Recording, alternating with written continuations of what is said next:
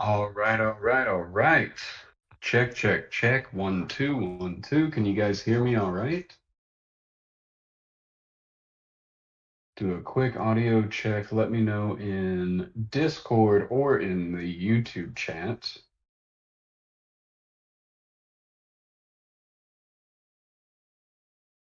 All right, perfect. Everybody can hear me. Just quick question. How's the audio sound? Because this is an unorthodox method of doing this. I am I am remotely connected into my computer at my office that is I'm locked out of, and I'm also calling in to a private Discord channel where I'm relaying that audio back. Okay, so good. It seems like it sounds all right. Good. Just making sure. Let me get over to my. Here we go. So I wanted to start with the big play of the week, Netflix. And let me just scroll to the left so that we aren't looking at the big breakout. Let's look at leading into the big breakout. So, what we're looking at is Netflix, the equity chart, right? And we're looking at this week. And as you know, or as you guys are, maybe some of you newer folks are getting used to, our Beast tool works on your equity charts, your options charts, and whatnot. So, if we take a look at Netflix, starting last Friday, we had a good push up and then we shifted into a downtrend. We rejected our open range sell zone on Friday and fell down below that and closing below that. So, just from the start, we can glean at least that the uptrend that was carrying us up to this point of 348, pretty much this high on Friday, that uptrend changed on Friday and shifted into a downtrend because we gave out our open range buy zone. If we look to the left, on other days, we gave out and reclaimed, or we held and pushed from our open range buy zone. But on Friday of last week, we rejected and shifted into a downtrend, closing below our opening range. So, at the very least, we could have said from last Friday's interactions, we are shifting into a downtrend. We should expect Netflix to continue to drop until it finds its base. And we never know where that base is going to be, right? So, coming into this week on Monday, we had a little pop up, rejected trend line from highs, and continued our downtrend, right? But then when we got to Tuesday, what you might note if you look, we dipped to open range buy zone. Buyers step in. Open range buy zone. Buyers step in repeatedly. So we're holding our open range buy zone and buyers keep stepping in.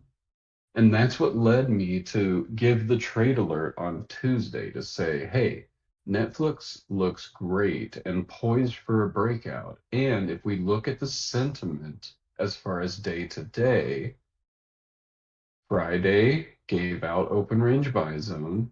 So indicator of downtrend. We got our downtrend. Monday gave out open range buy zone, reject, reject, reject, reject, reject. Continuation of downtrend. Tuesday, little gap down, but then hold open range buy zone 1, 2, 3, 4, 5, right?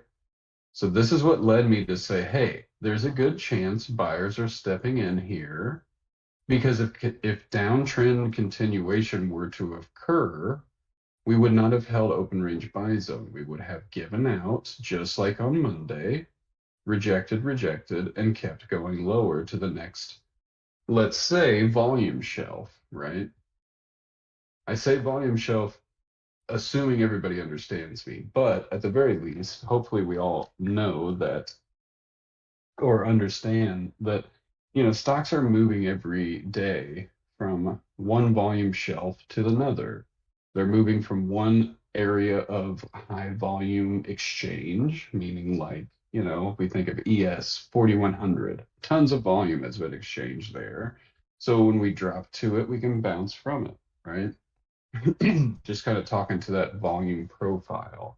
So at the very least, anytime a stock makes a good push, right, up to something like Netflix made it up to 348, and then it starts to decline, it's basically falling back to find the buyers. And in the case of this example, the buyers stepped in right at 333, 332, 333, right?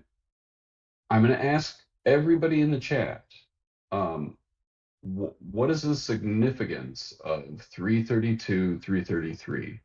Can anybody help explain to me, or can anybody call out what is the significance of that price level on Netflix? And it's okay if you don't know. Go ahead and drop in the YouTube chat. Not sure. I don't know. What is the significance of 332, 333? Right? It's okay. I'm just kind of quizzing the folks. I know not everybody follows Netflix, so I'm trying to help at least, ooh, there you go. Previous support. That's not a bad answer at all. So if we were to go back and look at the history of Netflix, prior support, possibly, possibly. Let me just, where's my, oh, let me get this out of the way. There we go, there we go. Let me pull up my daily on Netflix. I'm gonna pull it up over here, just so I don't have to wait on charts to load and whatnot. All right, let's go to the daily on Netflix.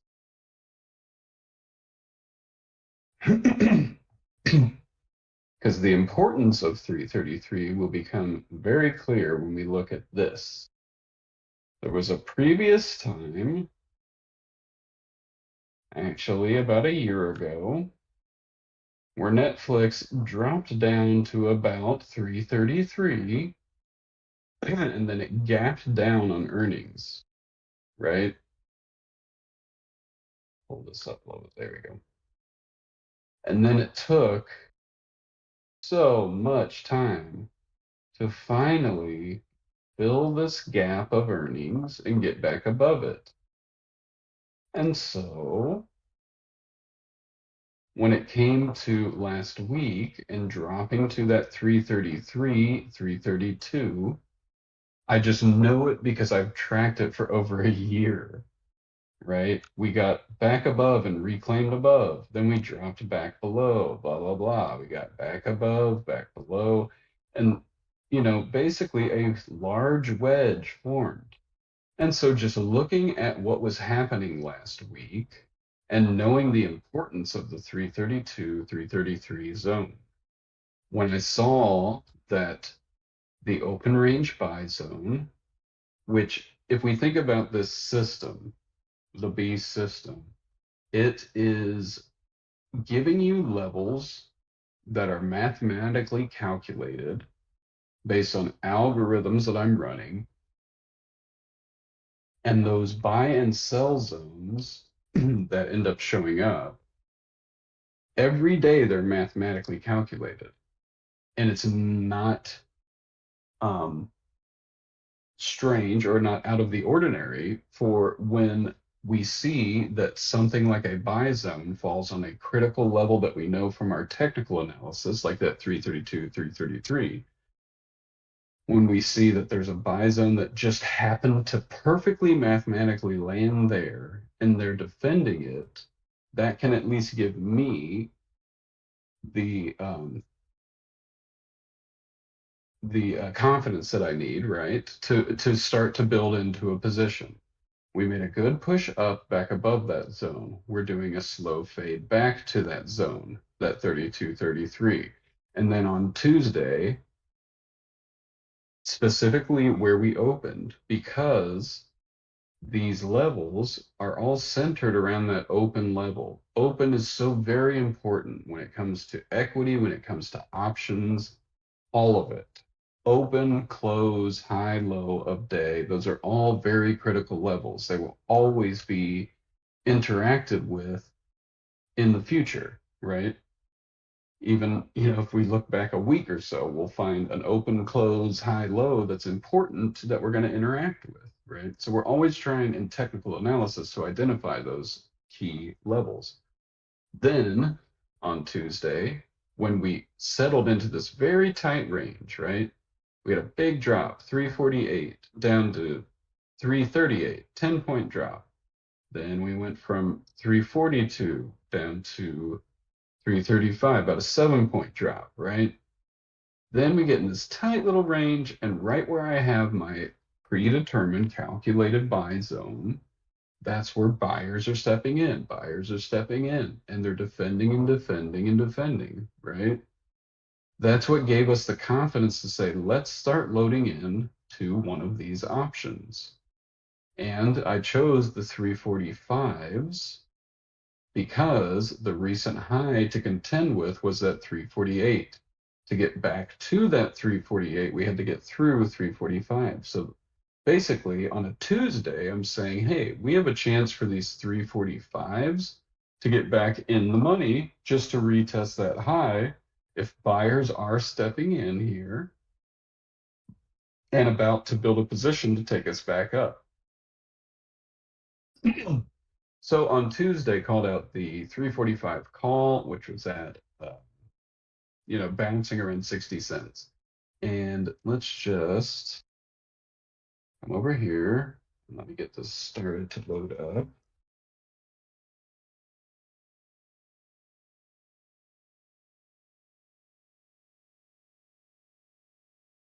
And let me load this back to a few days. Come on.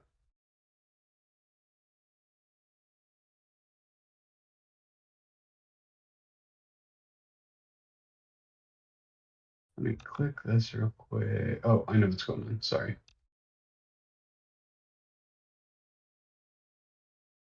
There we go. Do this one more time. Loading up a 5-day. Give it a second to catch up. So overall, we dropped to that 333, whatnot. Buyers step in, right? Now Netflix is a bit of let's say a more erratic mover. It can very easily not give you very much data on the pre-market, do a quick drop, and then rebound quickly, right? I say this because like SPY, ES, QQQ, yada yada, you can get a lot more information from the pre-market to understand where buyers and sellers are going to be going, right? On Netflix, you don't get a ton of information pre-market, so it can do these weird interactions. We can see that the pre-market candle gave us a low and pop back up. And then if you look at where this pre-market closed and where we opened, which was way down here, right? Overall, gap down, quick move down to test that pre-market low and our open range buy zone, and we hold and come right back up and close above our open range sell zone, right? So just the first 30 minutes, we have a quick interaction, but right where buyers should step in, buyers do step in. They get us back over open, and we close the first 30-minute candle above our open range buy zone, or open range sell zone, sorry. So we've gotten our confirmation buyers are still present. We get back over our open, which aligned very well with the previous day's low.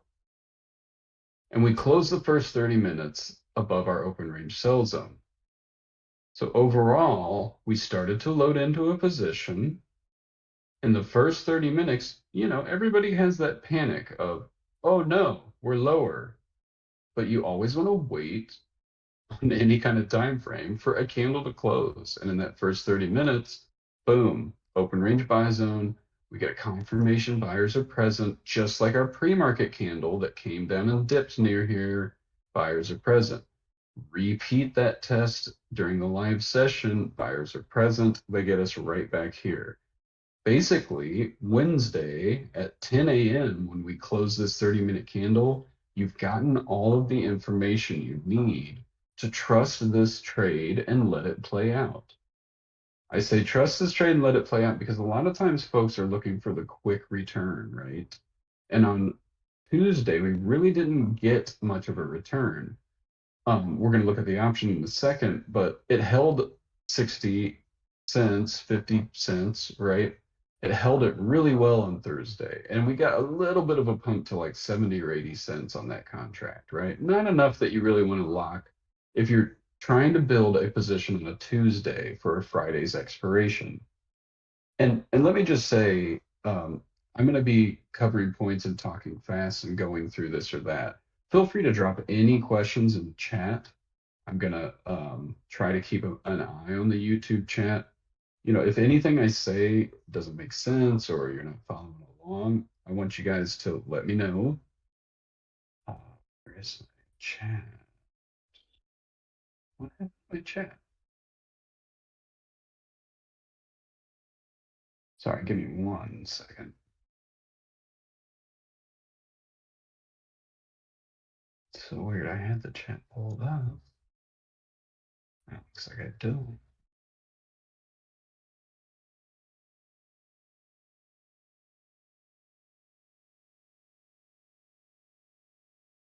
Okay, cool. Got the chat pulled back up. So at any point, if what I'm saying, I'm talking too fast or what you want me to cover a point again, please feel free to drop it in the YouTube chat so I can keep an eye on that. But going to keep progressing through my point. So on Tuesday, alerted to a change in trend because if you look at the prior 2 days, we'd give out open range buy zone, meaning buyers are not present, they are waiting for us to drop to a point. We drop, we drop, we drop. And if you look, this white line, your daily 21, this blue line, your daily 8, on Tuesday, when we got back down here, we're in between the daily 8, we're in between the daily 21. Buyers are stepping in, buyers are stepping in. The open range is very important every single day. It's trying to tell you, do buyers or sellers have control? We can just look back at any day on any ticker with our Beast tool to understand, right? We look at the previous Thursday, drop to the buy zone, buyers take it back up. We run all day. Buyers in control. Monday, we reject open range sell zone once, we reject open range sell zone twice. Sellers in control, taking us down. Continuation, continuation. But this was the big shift. And this is why I try to repeat this whole point over again. Your open range is going to give you a lot of information to understand who is in control for the day. Most of the time, especially on SPY, we were playing 0 days. When we get up, let's say we open the day and we drop to buy zone. If we hit buy zone, usually there are calls that are hitting beast. And if we see bounces and we see bounces and we're holding open range buy zone, that means buyers are trying to step in for a move up. Counter to that, there are plenty of times on a down day, like last Friday on Netflix, every time you get to open range sell zone, sellers step in. Open range sell zone, sellers step in. It's indicative that a down day is what they're planning. Again, these levels are all algorithmically driven, and statistically, they are where buyers and sellers should be sitting on any given day for any given play or thesis that might unfold, right? So overall, not going to keep laboring the point. We had our buyers showing their face on Tuesday. We entered that trade. Let's see if that chart's ready. I bet it is by now. No? Okay, there we go.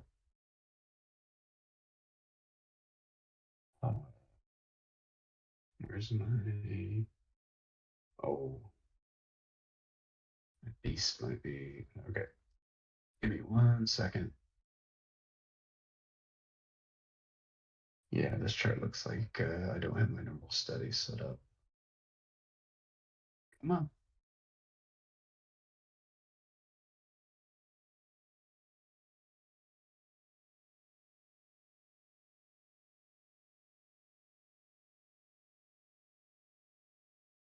Okay, give that a little bit of time to load.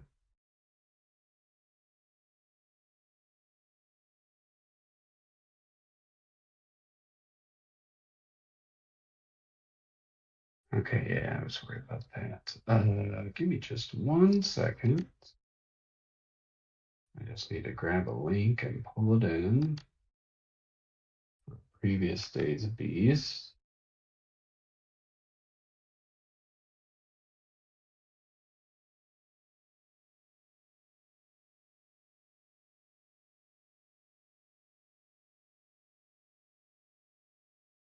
Mm-hmm.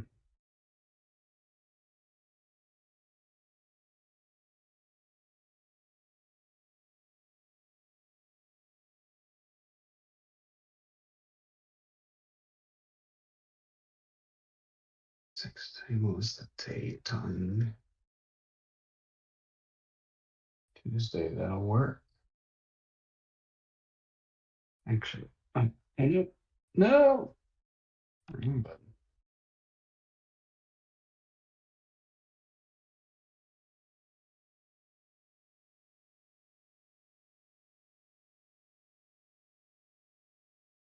Okay. Copy this.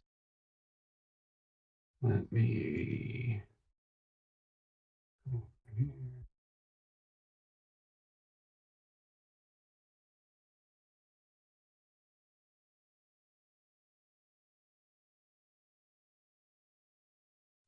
And for any of the new folks, this is how we import our beast every day, right? We copy our link, we paste it in, we remove that _1. It says, are you sure you want to overwrite? Come on, Toss. What are you doing to me? Don't you know I have people watching?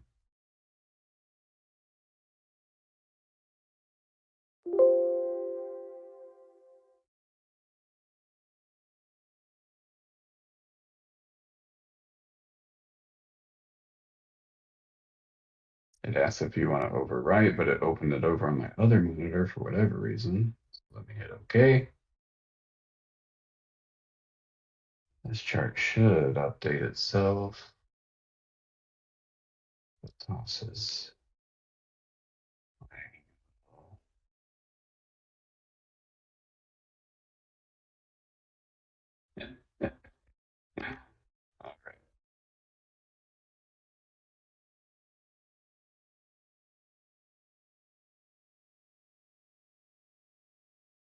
What's going on here?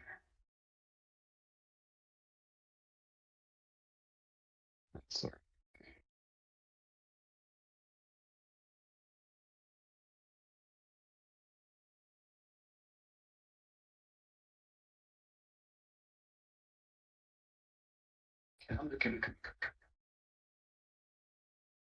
Sorry for the delay, folks. Just want to get everything right so we can look at this darn trade. There we go.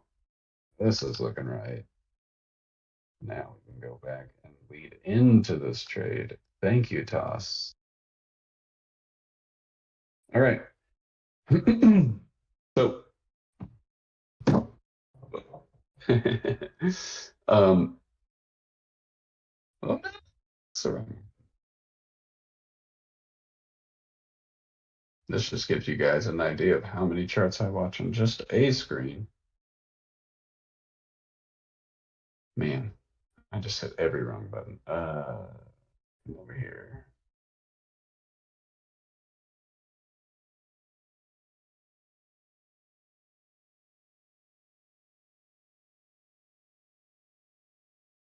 There. Okay. All right. Sorry. Let's reset ourselves. We're back to Netflix. on Tuesday called out this trade because we were holding this open range buy zone. If we go back to that option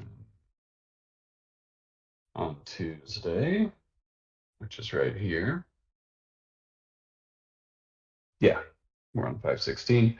Here's Tuesday. We opened around $1, right? And made this drift down to our beast zone, which technically on Tuesday it spanned a little bit further up to about 60. And that's worth noting because every day I update this beast tool because these special zones, these special numbers on our options charts can move depending on what's going on the price action for that option, right? And so we dipped down near that 60 cents, span down to, about 48 cents, 50 cents, whatever you want to call it, but we held. And if you actually look, this low of day on this option, which was around, let's call it 48.5 cents. Low was actually 48. See, I remembered, right? um, we hit this low around 12:45.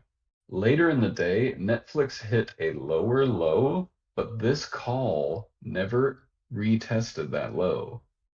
And I called this out in the room for everybody. I said, hey, Netflix is setting new lows, but the calls are not setting new lows. That's a huge indication that buyers are stepping in so hard on this contract that the way they calculate options premium, it's not allowing it to get back down to a new low. What does that mean? It means look at this point from about 1 o'clock on. Look at the volume candles over here, right? Pretty low volume most of the day, but then we hit this and hold, and look at all the volume that rushes in the rest of the day. It completely outweighs the beginning of the day. The reason I'm pointing out these things to you guys is because, this option ended up going 30 to 60 cents up to 30 bucks, which, that's 30 to $60 up to 3,000. And if you got in near 30 cents, the bottom of our buy zone, that's not a 10x, right? That's 100x. 10x gets you 30 to 300. These went to 3,000. So,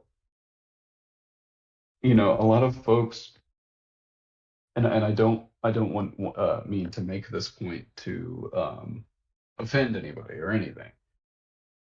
A lot of folks, when they come in and start to learn the system, one of the things that they'll say, and this is usually folks that don't end up sticking around, is, well, you're always pointing out these things after the fact, or la, right? Like, oh, well, you pointed out it held beast later.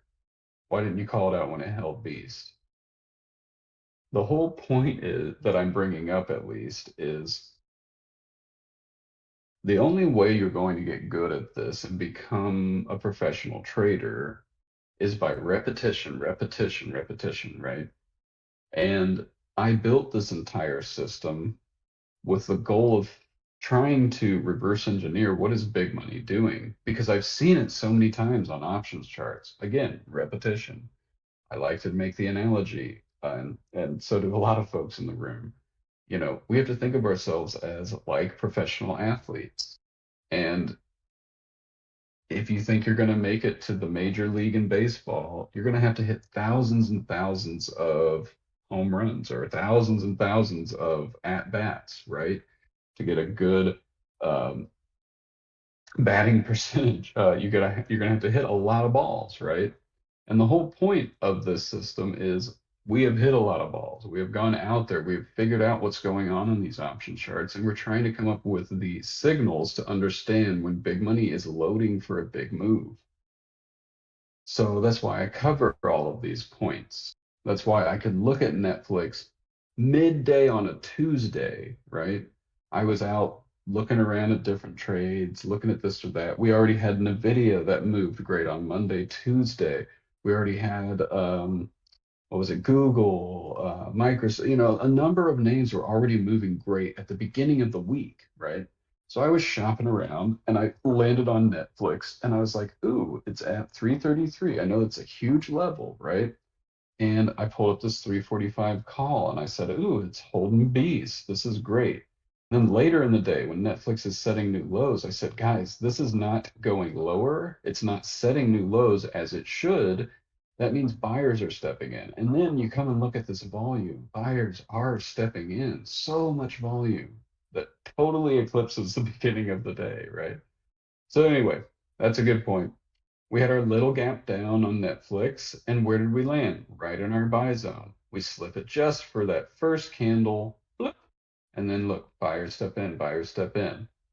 Big push from that 30, 40 cents right on up to a buck 20. So they get a triple already. Even the folks back here got a double already. Take some profit, keep it going. Let's move on to see how the rest of the week went, right? We got into an option on Tuesday that was 333 to 345. So we're 12 points out of the money, right? Then Thursday happens and we are opening in the money and we can just let it sail. We can just let it take off, right? Got up to about 30 bucks. And I think we were all out of it by then, right? And if we go back to Netflix and just look at what happened,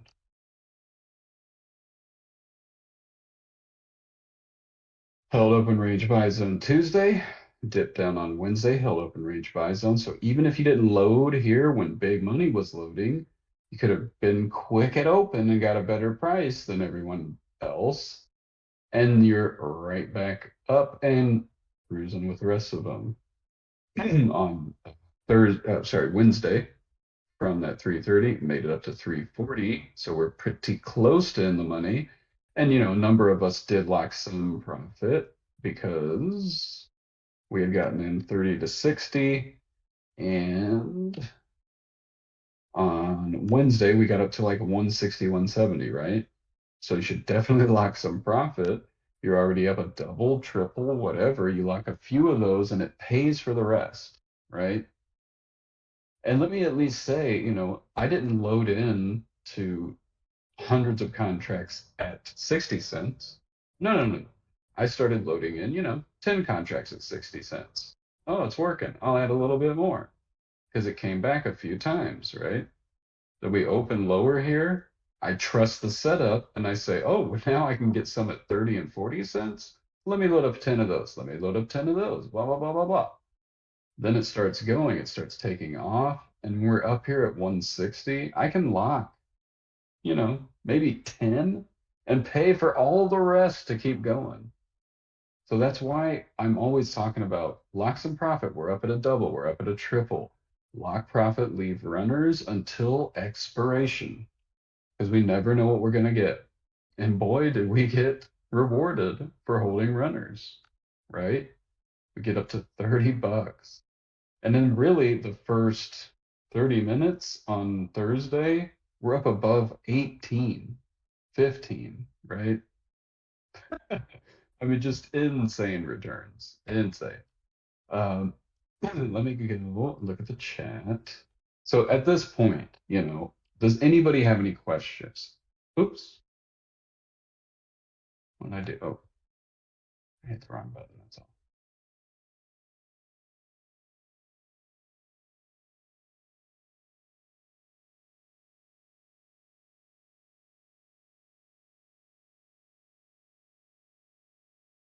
Oh, come on, man. Come on, Thomas. Work with me here.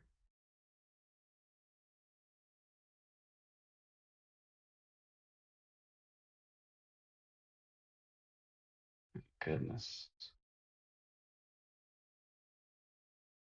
There we go. Sorry. I hit the wrong button and everything started messing around. Let me take this over to here. And over here.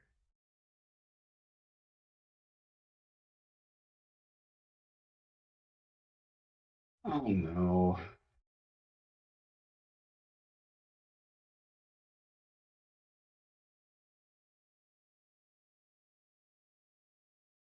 Oh, I'm sorry. Give me just 1 second. Was I accidentally looking at the wrong thing and talking, and everyone's like, "What are you looking at?"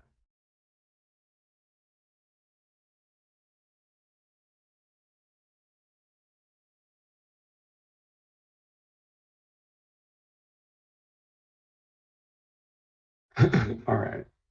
Sorry, folks. I'm remoted into a computer that has multiple monitors. I'm not using multiple monitors, so I have to like keep switching between monitors.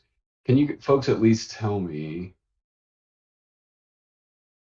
in what I just covered, could you guys see everything I was doing, or did it seem like at one point I was covering something you couldn't see? Because I have a feeling that that's what was happening.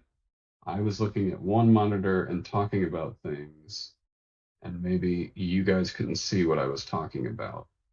Can somebody let me know in the YouTube chat if that's what just occurred? Because I'm gonna feel really silly.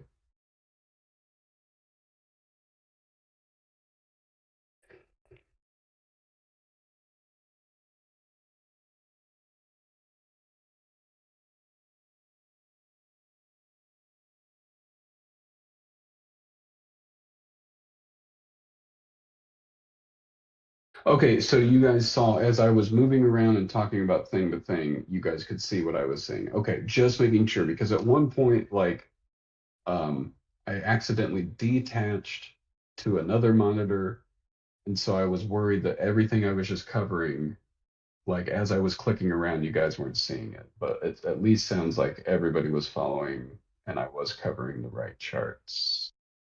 Good, good, good, good, good. So let me look at the chat. So Miss Netflix, was mentioned, having a dedicated chat where we can put these trades would be amazing. So I'm right there with you guys. We are going to open up a dedicated chat for trades starting this week. We've done this in the past. It's frankly, we've been around for over a year and a half as a live service, and we've done so many different iterations of how to do trade alerts from just tagging everybody in the room to a dedicated channel to every time I make a trade, I start a new thread so that that trade is all together in one thread. Um, and and I've tried a number of methods just to see like what works best with customers. So, like what's the feedback that I get? And it's been mixed. I'll just say that. But I'll just draw the line in the sand and say we'll get back to a channel that is restricted at least to the folks in the room that are kind of the top traders, our PT traders, and our members that have been here from the beginning that are good at or at least know how to call some things out. Um, Again, on Netflix, I called this out and I said, hey, this is a great trade at this price. And as we all watch it today, I'm going to explain to you why it's a good trade. And I tried to give some of these points that, hey, we're back to this 333. It's very important. Hey, we're um, looking at holding this opening range buy zone all day. That means buyers are stepping in. So, like, I brought up a lot of these points Tuesday for this trade. Um, but overall, yes, it will be. We're going to set up a channel so that myself, Richie, Watch, the guys that are trying to help lead in here can post the trades that they're looking at, that they're hunting. I know at one point Watch called out on Monday the 305 on NVIDIA, and we all know we got way above 305 on NVIDIA by the end of the week. So these folks have been used to reading the system, looking for these signs. Watch was calling out on Monday that NVIDIA looked great. It was doing things like holding opening range buy zone, getting into this option, yada yada, and just insane returns from that point. So yes, we will set up that channel for sure, and we'll likely restrict it so that only those key folks can post trades. And then as everyone gets comfortable with the system, we'll open up access more and more with the overall point of posting the trade idea, the trade thesis, and your entry, and then leave it at that. And we'll take any other chatter about the trade back to the live trading room, right? And yeah, it's like I just saw you say, catch up kings. You can't ever please everybody. So let's see. Newbie question. Using the system, when do you buy the call or puts when day trading, i.e., right when price is buy zone or sell zone? Great question. So let's go back over to,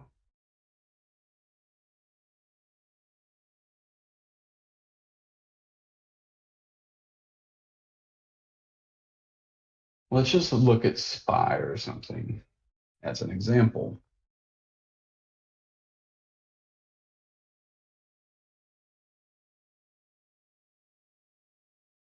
And we can just pick any given day. Here, let's just pick, uh,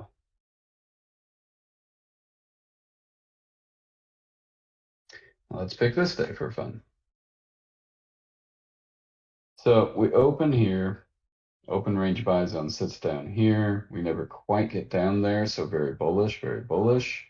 Get back over open, close above it. Oh, I'm sorry. We opened on SPY up here, we dropped down below open range buy zone, then we get back up and reclaim it, and we even retest it. You could have skipped this entire day up to this point and said, oh, we're holding above open range buy zone. I'll get in here, blah, blah, blah. Take it off to that destination sell zone. Even in that first 30 minutes, because we're on a 30-minute chart, drops through open range buy zone, you can say, I'm going to cool it on calls until we reclaim something that is a buy level, like the midline or like that open range buy zone. So in a way, on this given day, which was 5/17, so was that Thursday? No, I'm sorry. That was Wednesday. You could have said, once we dropped and gave out open range buy zone in the first 30 minutes, I'm not going to look at calls yet until later in the day. And then later in the day, you could have easily picked something up right around here and taken off. Um, and to answer your question more specifically about when do I enter trades at the beginning of the B zone, the bottom of the B zone, my overall answer to that, just because I've spent the most time with it, I've designed it and whatnot, is unfortunately yes. When we get down to that buy zone, I'm going to enter at the top. 50, 60 cents. I think I called this out at 60 cents because on that given day it was at 60 cents. As the week progressed, the top of the buy zone dipped down to 50 cents. And that's okay. These things do happen. These are dynamic numbers. They do adjust over time, but they don't adjust so much that you're going to lose your hat. You know what I'm saying? Like we stepped in at 60 cents. Yeah, they dipped down to 30 cents for all of about 30 minutes. And then they got right back above 60 cents and took off, right? So you sweat for a few minutes and then you're fine. Overall point being, I when we get to a B zone, I will start to take position. It's called a feeler, right? I don't get in with 100 contracts all at once, right? I'll take a feeler. I'll get 10, I'll get 5, I'll get whatever, just a feeler. Then I start to see what is that getting me? 50 cents up to 65. It's okay, like a little profit, whatever. And then wait. The next day, gap down. I'm going to add more to that position, even though it's not looking favorable necessarily. If I got in at 50, 60 cents and we're down at 20, 30, you're down 50%. But I always step in with feelers, right? Small size to start, small size to start. Oh, now we're in my buy zone. Let's try a little larger size. Oh, quick reaction and we're back up. This was a good decision, right? And ultimately, let's say you add here and it starts to dump. Okay, this trade is not going to work. That's okay. Cut your losses. They're minimal. They're measured from 50 to 30 cents, from 60 to 30 cents, right? And you could say, well, if I get it 60 cents and we're down at 30, I'm already down half. Well, we're not entering for $6, right? We're not entering for 600 per contract. We're entering for $60 per contract. I'll throw 10 of these down the drain if it doesn't work. I don't care because I know the system. I'll work the system. But point being, to answer your question, this is a buy zone, right? Buyers should be stepping in this predetermined zone. And so we watch and we wait. We, there are plenty of folks in here that don't take the first interaction, and that's totally fine, right?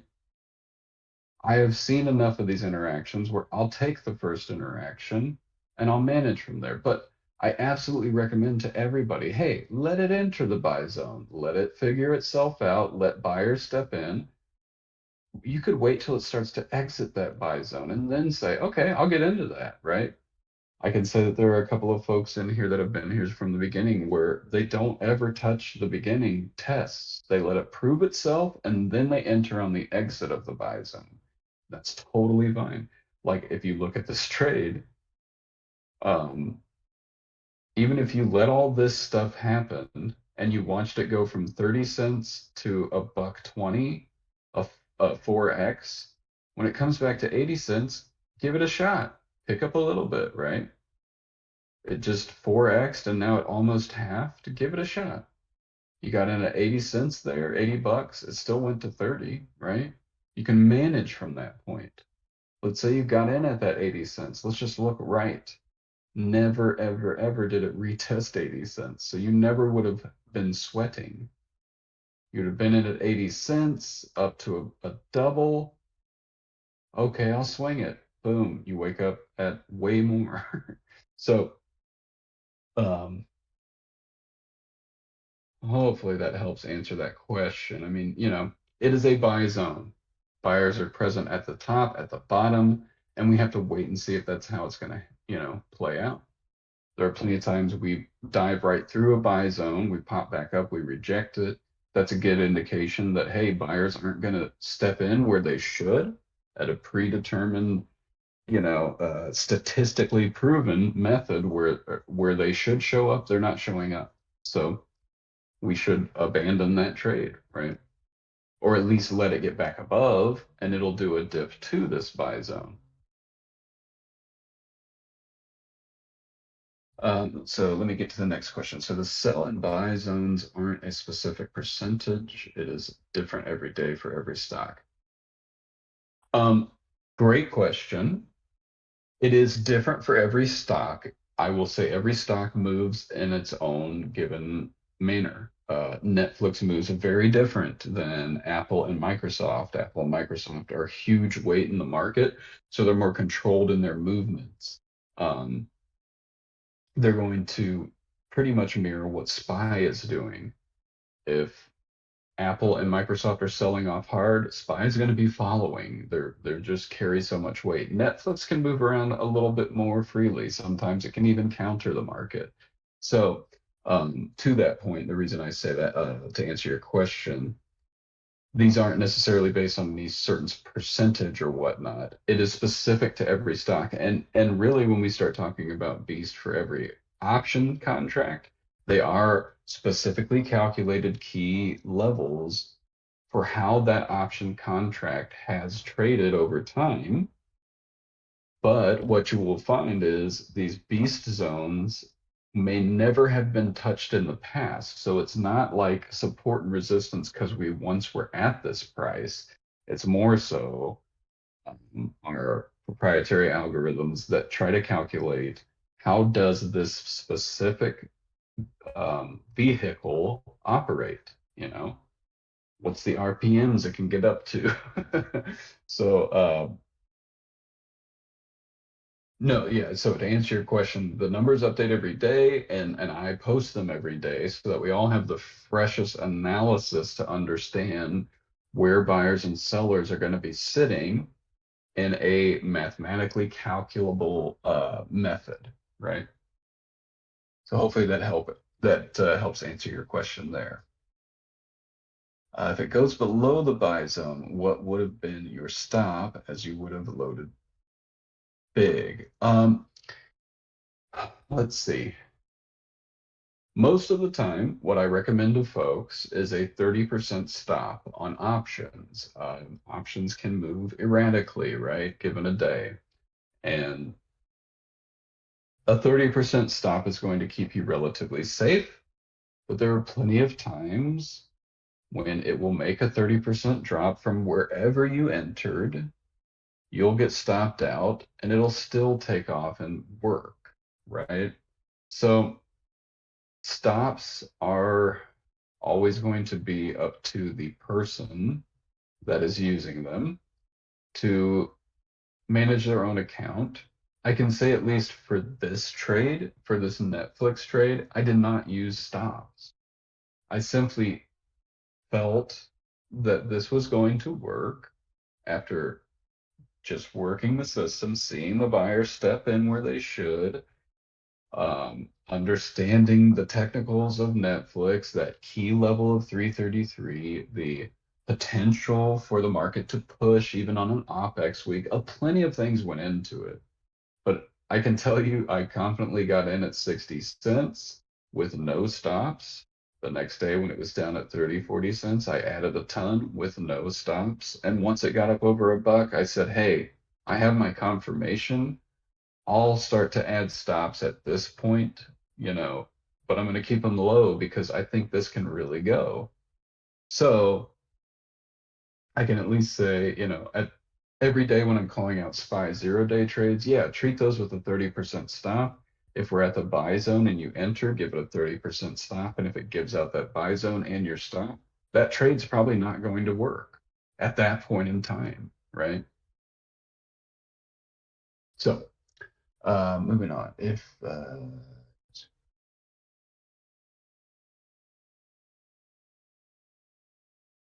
What is the best time setup? See the SPY QQQ stocks with the Beast tool.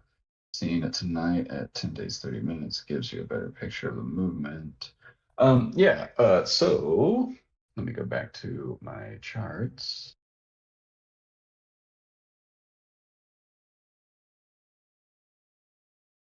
Do, do, do, do, do.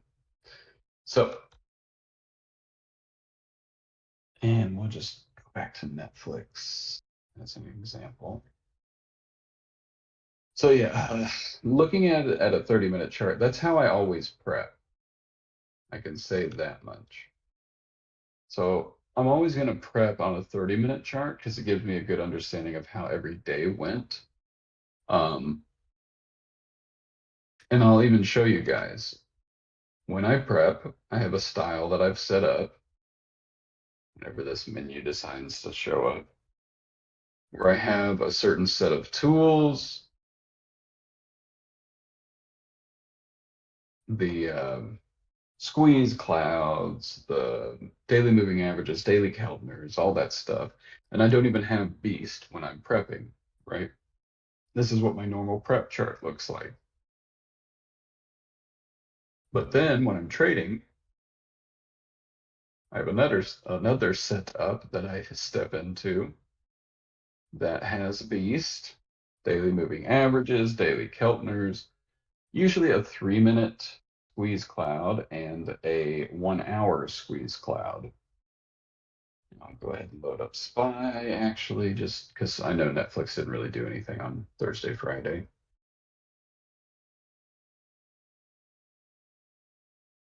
And this is typically just a 1 day chart, but since we're past Friday, it won't show Thursday. So I'm going to bump it to a 2 day real quick. There we go. And so typically, I am on a 1 minute chart because I'm comfortable there. Not everyone's comfortable there, and I don't necessarily, think everyone should be comfortable there. I don't tell everybody, hey, you need to be on a 1 minute chart or you're going to fail. That's not how I operate. I actually recommend for most folks a 3-minute, 3 day chart. A 3-minute will help get rid of some noise and kind of help you see, let's just say, like the larger setup that's happening. But just looking at, let's say, Thursday on SPY, Coming into open, we had a 1 hour squeeze. That's what these shaded areas are. Pre-market, we hit that 1 hour squeeze based on where we opened. We knew where our open range buy zone is, meaning they tagged open range buy zone pre-market and held. They pushed up to sell zone, rejected, but held open. This is very, very bullish. Just trying to give everybody an idea, looking at a pattern of the open range buy zone, the open range sell zone. Whenever we push up to sell zone first, then hold open, you should try to load long. We are likely going to destination sell zone, right? Even if we pop up to sell zone, go back to buy zone and reclaim open and hold, still bullish, go to the sell zone.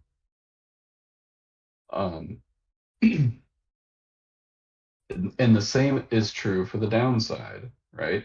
If we'd have got to this open range sell zone, gone down to the buy zone, and then rejected open, yeah, try to short it down. But when we have that 1 hour squeeze there, that at least gives me some inclination to know, okay, we were pushing pre-market to the top of a squeeze. We dropped and held the bottom of that squeeze. And now at open, we hit our sell zone, so buyers are present, and we held open. Buyers are defending. So I'm going to take that up. And I know everyone loves to say, well, it's easy to look at it in retrospect and say, oh, yeah. This is like I said, like an athlete, right? You have to go through so many repetitions to get used to this stuff. I'll make another analogy. It's like when you become a pilot, you have to get 10,000 hours fly time, right? You folks, if I don't know how long any of you have been trading, right? But we all need to get in our 10,000 hours of chart time to really start to understand this stuff. And in the first 30 minutes, there's tons of information to gather. So that's why I just randomly point to this day on SPY and I say, oh, look, hit buy zone pre-market, hit squeeze bottom pre-market, pop up, hold open. This can be very bullish. This is when I'm going to be like, hey, folks, we're holding open. Calls are at beast. I'm going to take these calls. And boom, it works out, right? Same over here, Friday, right? I talked about, hey, it's OPEX week. We had our amazing push on Thursday. On Friday, we need to manage expectations and not think that we're just going to the moon. And if you look at the price action, sell zone, reject, sell zone, reject, just like we did all pre-market. Sell zone, reject.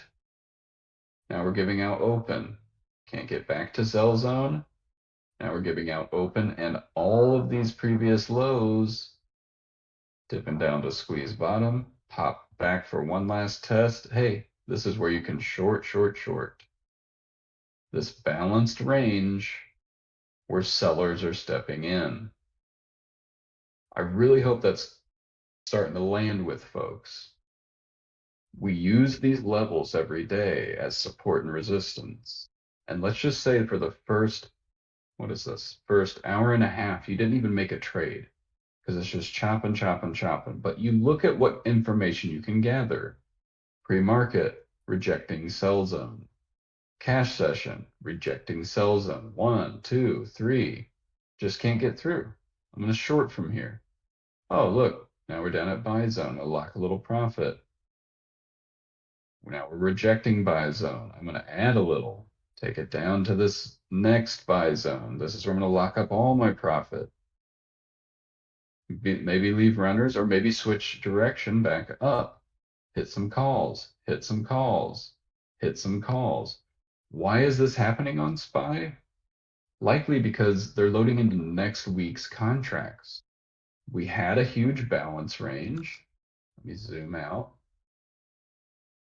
Oh yeah, I'm on just a 2-day. Let me zoom out a little more. Right, we had our balance range that we were at, and we finally cleared that balance range, and we're taking off. And then Friday, they drop it down to the destination buy zone. And look, buyers are stepping in, buyers are stepping in. Why is that happening? If we go look at next week's call contracts, I bet we'll find that there were some calls on SPY, probably the 420s for Monday, that were hitting a buy zone, right? So we're constantly, every single day, we're playing that opening range. Are sellers in control or are buyers in control? And you can look at Friday and say, well, we never made it to the open range buy zone. How do I know who's in control? I just go off of what are we interacting with? We're interacting with a sell zone and we can't get through it. Sellers are pushing it down repeatedly, repeatedly. So I'm going to try to play what I can see. We get our sell zone interaction. I'm going to short. Now we're getting a buy zone interaction. What happens? We go straight through, and then we can't get back above. That just confirms further downside. So hopefully that's making sense, and hopefully that helps answer the question. And yeah, best time setup to see it on SPY, QQQ, yada yada. Let me go back over and let me just compare for you folks. This was a this was a 5 minute, and I was originally on a 1 minute. I do really like 3 minute charts, whether it's options or equity. I think everyone should get used to a 3 minute chart. I don't think everyone needs to be on a 1 minute chart. I think it's for those of us that prefer it because we want to see every candle interaction. But a 3 minute chart can give you just as clean of a explanation, right? We get up, reject, reject, reject. From 1, 2, 3, 4, 5. You can count the arrows. Tons of rejection, and we got a down day. And we see the same when it's the opposite, right? We can sit here all morning holding buy zone all morning, and then it takes off. In fact, we saw that. Wait, let me go back. What was it here? Yeah, well, we didn't really hold it all morning, but when we had that squeeze bottom right at our buy zone, it led to an up day. And look, we have a squeeze top right near our sell zone. It led to a down day. That's why we track these things every single day. When we push hard pre-market and we're opening at a squeeze top, I'm always going to say, careful, folks, probably going to get a dip before we take this out and fire. And you guys will see this day in and day out when I do preps. Oh, hey, we're pushing hard into a squeeze top pre-market, or hey, we fell hard, but we're right at squeeze bottoms. I'm going to be playing long. It's just great reversal points is all. All right, let's go back to these questions. Joining a bit late, just popping in for a few. I have a quick question. How do you determine the support and resistance for a specific option contract? What is the B stone based on? All great question. Ultimately, it's a proprietary model that I've built myself. I'm an engineer. I've done a ton of data analysis for, I've worked for, aerospace, jet fighter engines. I've worked for, med device. I've been around. I know how to calculate a ton of data. And this is a model that I've built. I don't know anyone else out there that is taking options contracts and applying any method of calculation like this to come up with predetermined buy and sell zones that absolutely seem to work every single day. It's kind of our secret sauce. So, but I can say at least a lot of this stuff is just based on how things statistically can move, right? Being an engineer, I know how to do a lot of statistician calculation. I've taken advanced college level statistics to be able to understand, SPY every day. How much can it move? What is statistically possible? Where should they, maybe I can at least say this. If you use an open range breakout tool, which maybe some of you guys have been familiar with. It watches the first 30 minutes, first hour, depending how you set it, and it's going to set levels based on the opening range, high and low, yada, yada, yada. This system is already calculating those opening range highs and lows before the day starts. So just to give you some idea of kind of how it works and why it seems to work so darn well. And then, you just apply that same math over into options. It's basically, market makers, their whole goal is to balance whenever a move is going on, whenever a move is setting up, whenever we're trending, and whenever we're chopping. Market makers are trying to balance the books. That's why I say this whole system is basically trying to reverse engineer how market makers and big money loads. Big money's coming in and pushing this market around, and market makers are trying to balance this market as it's moving around. That's why all these levels become so statistically important. Can you talk about the Excel file you share with us with option contracts and how to use it? Yep, we will cover that. What are your favorite stocks to swing? Oh, so it hasn't really been a swinging market lately, necessarily. I would say the last month or so may be different. But it's been a kangaroo market. It's been up and down all over the place. And really, we've just been playing day to day. But I will say we are swinging a little bit more often lately. I would say, our favorite things to swing in this room are tech stocks, right? Just like on Netflix, it's set up and ran for a couple of days. If you go look at Nvidia, it's set up and it ran all week. If you go look at Amazon, it's been running for a couple of weeks.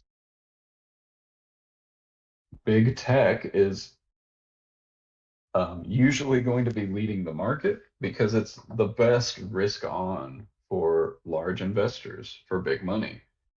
When they are putting risk on, it's usually in the tech sector. And the tech sector will run for a couple of weeks and then it'll take a little bit of a lull, a little bit of a pullback, and they will rotate into other assets like healthcare, like, you know, pick your poison, right?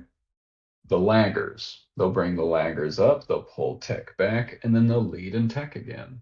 You can go back and look at the 2020 rally back from the pandemic or 2021, the further rally, and just they love to push tech up, move into that risk on, then they take profit and bring it back. They rotate that profit into the laggers, they bring it up, and then they start to rotate back into tech. They love to use tech as the leader for risk on.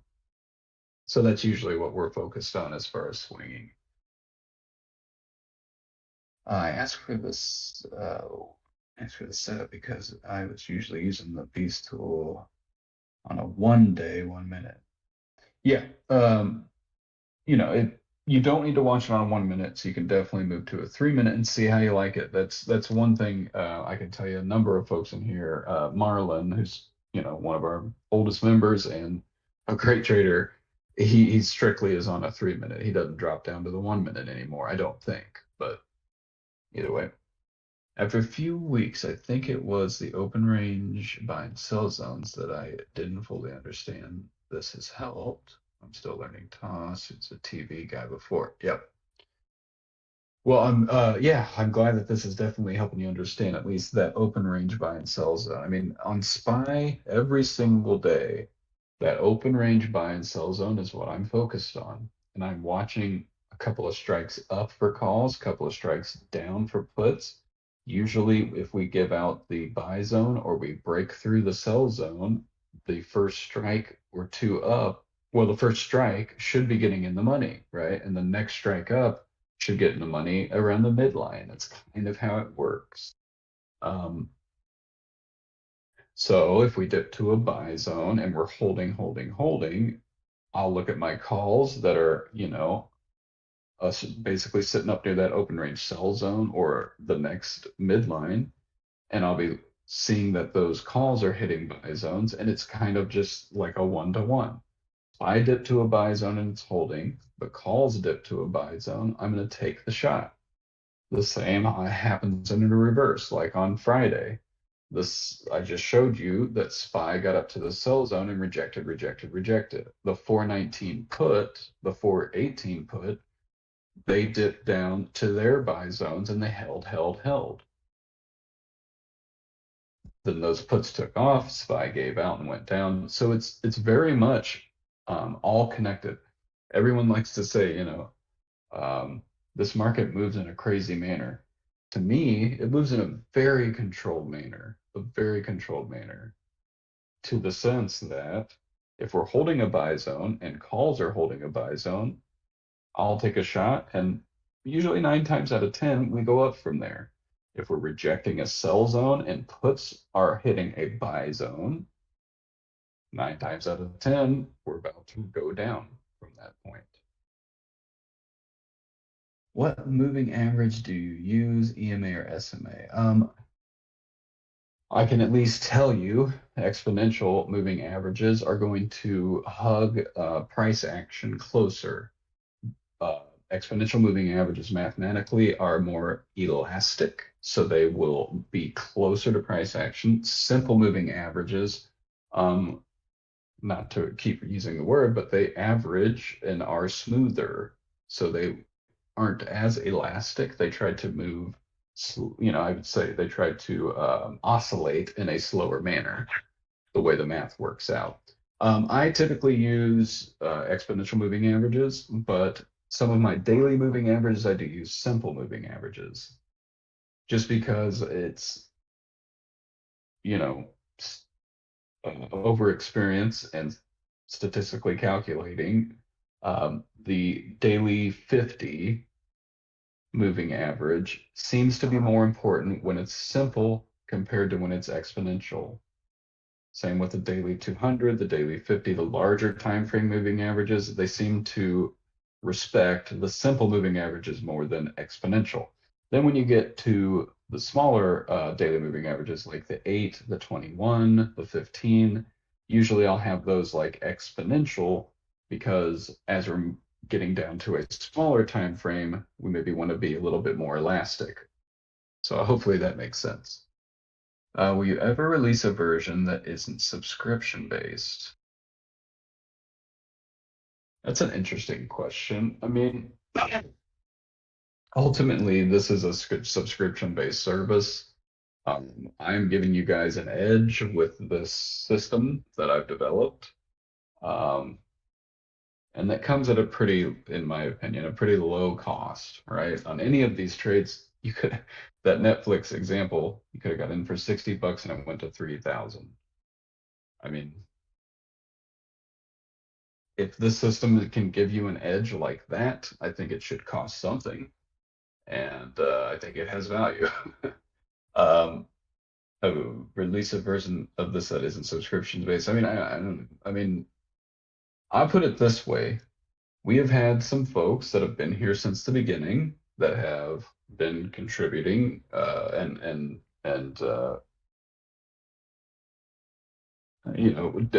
gold or diamond members for over a year.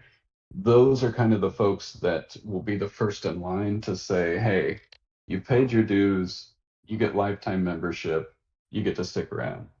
The overall goal, I would say, just to give you an idea of where I'm trying to take this company, the folks that are coming in, because this, it happens in waves, right? Folks come in waves, some stick around, some don't, and our community grows. I would say my goal with this company is the folks that come in on the new waves have to go through the subscription method or model.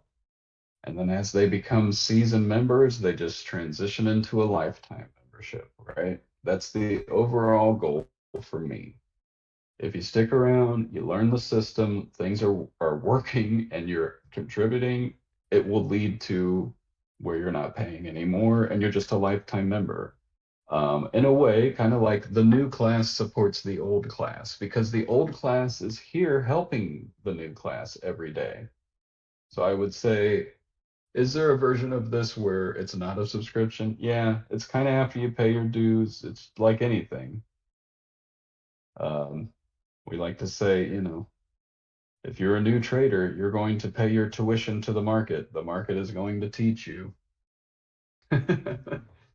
So hopefully that helps answer that. Can't see your pointer now. It's because I'm just looking through the chat on YouTube and trying to answer all these. Can you go over your pre-market routine? Yes, I will. Please don't die. The system has completely changed my trading. I love to hear that. And let me put you at ease. I'm not going anywhere, and I have tons of backup. I have people that I've trained. This system's going to live on well past me and even the folks supporting me. I even have a 14-year-old that's going to be learning how to do this entire system and put out the data and everything. So the next generation's already getting prepped. But let me pull back up my charts.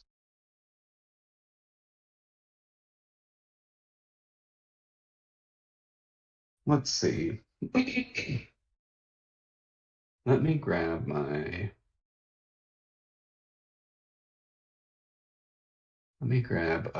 Friday's tool, and we'll look at some of Friday's trades on SPY.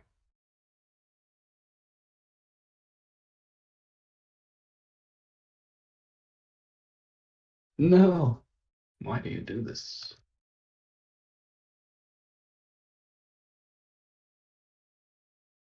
Copy the link. Let me get back over to DOS.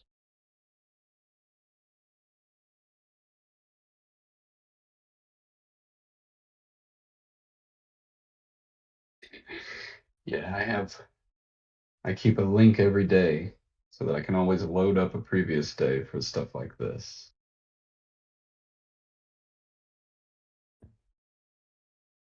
Load up Friday's tool, which will take just a second. And then I'll load up like those 419s. And don't worry, I haven't skipped your those questions that I did seemingly skip over. There's still things I'm going to cover, just in order.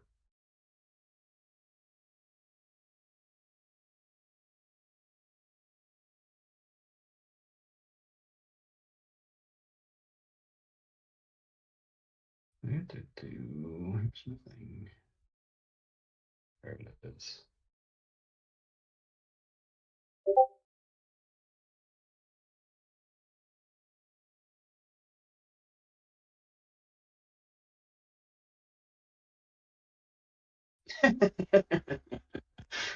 Oh, I love that. That's hilarious.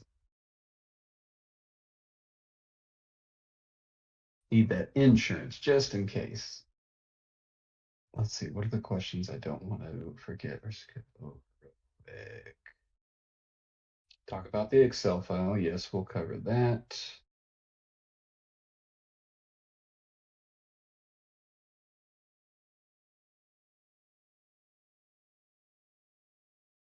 Is that the only one? I think so. Okay, let's get back over. Very good. Go to SPY 230519. Put 419, I believe it was. There it is. Good Friday.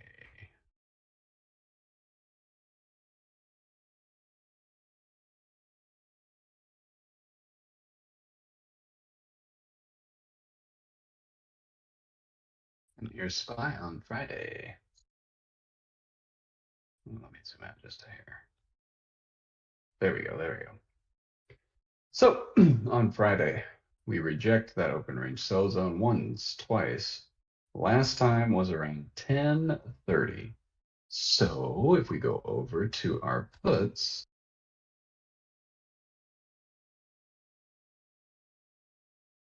make sure we, pretty much got the whole day there. There we go. So we opened pretty much in that buy zone, right? And we saw SPY pop up 3 times. So let's look at each of these 3 lows. Boom, middle of the zone, popping out. Bottom of the zone, popping up. Bottom of the zone again, right? So SPY rejected 3 times during the cash session. First one didn't get to the bottom of the zone. Second one did. Third one held. So again, when am I entering into this contract? We opened in it, right? So I'm going to wait, maybe get it in the middle. Hey, it's working. Maybe lock a little profit. Coming back. Let me wait for that bottom. Enter into some here. Hey, we're right back up. Lock a little more profit. Coming back again. Enter a little more here. Now we're up above all of these highs. I'm going to lock in some profit and I'm going to let it run. These went from 50 cents up to $2. So a great 4x trade out of that drop on Friday. And then we can see, they came back, they got near that buy zone again, and even went, let's call it 70 cents back up to $1.60. So they provided yet another double. I definitely want to cover the point that it's worth watching a trade that works all day because chances are you can still get good trades off of it, right? Let's say you got in here from this 50 cents, you took it up to $2, you say, 4x, I'm getting out. Great. That's exactly how you should treat any trade like this. A 4x is amazing, and most traders don't get that in a day, right? Then when it gets back down near that buy zone, you should be poised and ready, right? It's not getting there, but it's holding and they're popping it. They're starting to step in. And, I got my little volume flux down here that's telling me, hey, buyers are stepping in. And I know what everyone's going to say. When are you going to make that volume flux available? This is a new tool that I've been working on for a while to try to just identify when are the buyers stepping in. It's a special secret sauce yet again, but I can at least say I'm starting to work on and build in the math that drives this into signals over here on the Beast tool. So, not to tease or anything, but hopefully here soon we should be getting to a point where, and let me just step down to a 1 minute to see. There we go. So, didn't show up on a 5 minute, but on a 1 minute, I'm starting to build it in to, as you guys saw me load this, this is the test piece. This is the next version that I plan to release. And I'm trying to build in some good signals based on the volume flux to say, hey, we're in a buy zone and buyers are stepping in. So it's safe to buy from this price to this price. And right here at the beginning of the day, it was 54 cents to 32 cents. Our bottom beast was at 48 cents. This, if you bought this signal at 50 cents, it got up near 70 cents. So you could have got a little bit of return there, at a 50%, right? Then the next signal came in around 53 to 32, about the same, right? And it dips down to our buy zone, or our bottom of our buy zone, holds, holds, holds. Here's the last signal that came in, 47 to 30, we'll call it 28. But again, it never really gave out that beast of 47, never even got down to 40 cents, right? So I can at least say I'm working on something that should provide you guys like a, hey, we're in a beast zone and buyers are stepping in, right?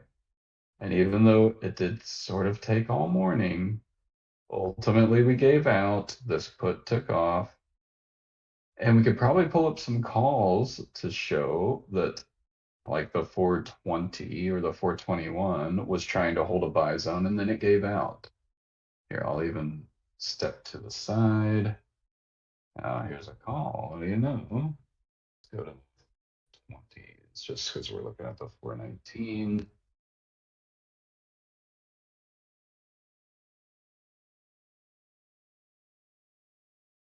Yeah, whatever. These tool loads in. Oh, this might actually.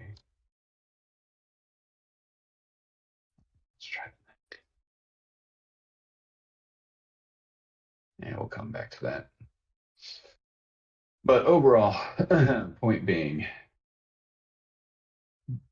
I know everyone's very interested in this volume flux. I am trying to just build in the signal itself into the next update for Beast. So there is, some potential dramatic improvements coming. But again, with any signal, you want to treat it with some hesitancy and some, let's say, get some confirmation, right? Maybe not take the first signal. Maybe wait for a second signal that's comparable and then start to load in, that kind of thing. But there's plenty of times we see it hit the buy zone, hold for only so many candles, and then it's taken off again. So it's so hard to say, like, how do you treat every beast zone interaction? It really depends. If we dramatically drop straight to it and hold for a few candles, I'm gonna try it because we could pop up just as quickly, right? But if we sit here all morning, I'll take my time. I'll say, I'm gonna wait. Oh, we're at bottom beast and we bounce. I'll take a little shot. Hey, that worked. Oh, we're at bottom base again. I'm gonna load in heavy. Whatever. So hopefully that makes a little sense for folks. Get back to the chat. Do my red and green arrows represent anything? Yeah. Let me get over to the sense of SPY. Oh, passed it. So these red arrows will appear whenever we're interacting with the sell zone. These green arrows will appear whenever we're interacting with this buy zone. Overall idea being, it's just simply a visual indicator to say, hey, we interacted with this level, sellers should be stepping in here. And you get 1, 2, 3, 4, yada, yada, yada. Sellers are stepping in here, right? Same way down here, it's going to just give you a green candle to say, hey, we are interacting with this buy area and maybe even getting a bounce, right? But then we give out and we basically the 8 sell arrows overruled that one buy arrow.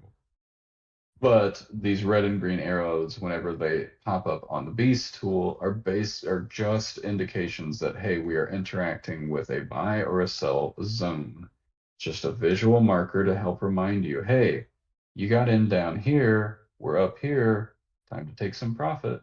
Just a little reminder before we go back down, right? Or you got in here, hey, take a little profit just in case we go back down. Um, I didn't really tie any logic, let's say, into the red arrows around our sellers stepping in. Are we getting sell signals? I did build a slight bit of logic into the buy signals to say, are buyers stepping in? Are we getting bounces at this level? So the green arrows, at least, I just built in a little bit of logic that helps say, are we getting bounces rather than just an interaction? So I will say that point at least. And I know you're thinking, well, why don't you do the same logic into the cells? Yeah. Overall, they're just simple and visual indicators, right? I'm an engineer. I've had to come up with, production processes, and visual indicators help a lot in setting up processes for folks to follow. So that's why I included them, just as a reminder, like, if you took it long down here, take a little profit up here. And the same works, like if we look at ES on the overnight, we interact with those levels all the time. Hey, we had a great rally up on Wednesday. On the overnight, we're bouncing at the buy zone. So let's load some overnight longs with sell at the sell levels. Hey, we'll wake up to some profit. So That's the overall thought process there.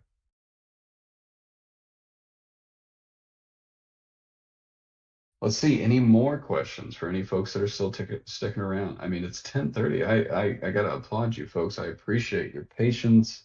Sorry it took an extra hour to get this all set up with my loss of keys and whatnot. Um, let's see, I could pull up some other trades.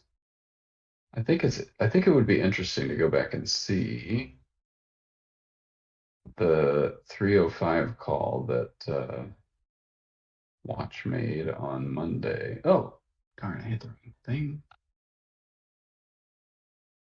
Get out of here. There we go.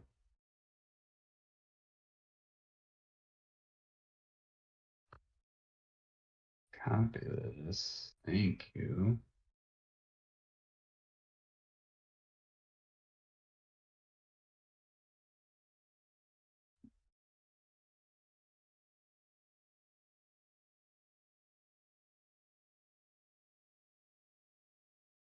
Let me let's Goku. Thank you, Goku.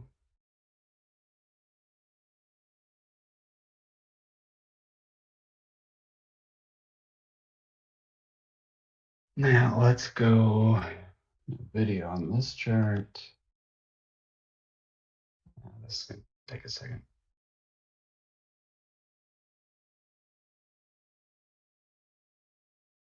I like watching tick for diversions to help me know if we're going to reverse when we hit a level. Could be cool to implement that into these tool. Oh, that's a great point. I'll show you my little tick hack, and maybe it's a tool that I end up sharing with everybody. In fact, I'll just say I'll share this tool with everybody because I didn't build this tool. Somebody shared it with me. So I'm not going to take any credit. Best Saturday night ever. This should be a weekly thing. Sorry, 14-year-old daddy's busy. I like that. And yeah, we can absolutely start making this a regular thing, especially for me. I um, have mostly younger kids. I've got one that's 14 and then the rest are 8 and under. So Saturday nights aren't a go out and party for me. It's more like get them down. But then after that, we could be having these sessions all the time. So I'm totally all for it.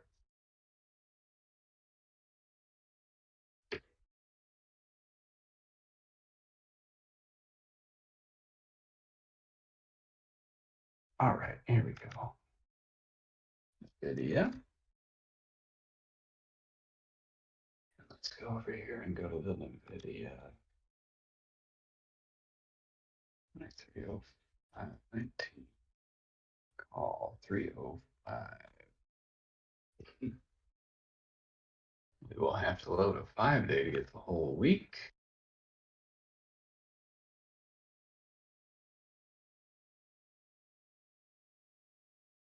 Ah,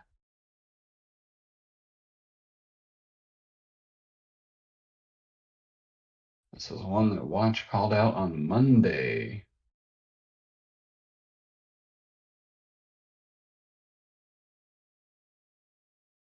All right, let's go to the video. Is this Monday? No, I think I need to add a day. I thought I hit 5-day. There we go. There we go. I love that I only have 2 levels here. That's so perfect. Uh, so on Monday, we gave out our open range buy zone. We dipped to a squeeze bottom and that midline, which may be a little hard to see with all these labels. Ooh, I forgot. In this version, I can turn off my labels.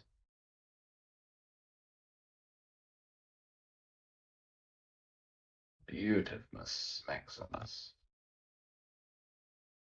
Get rid of those labels. Perfect.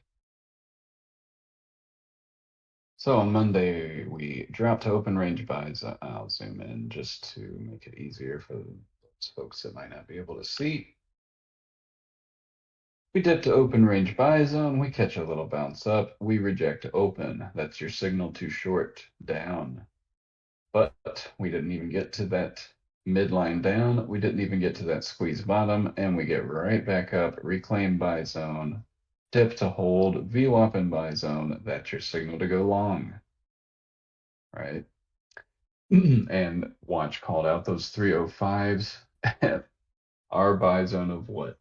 10 cents, 17 down to 8. And I know you're thinking, that's so cheap. Should I even trust this buy zone?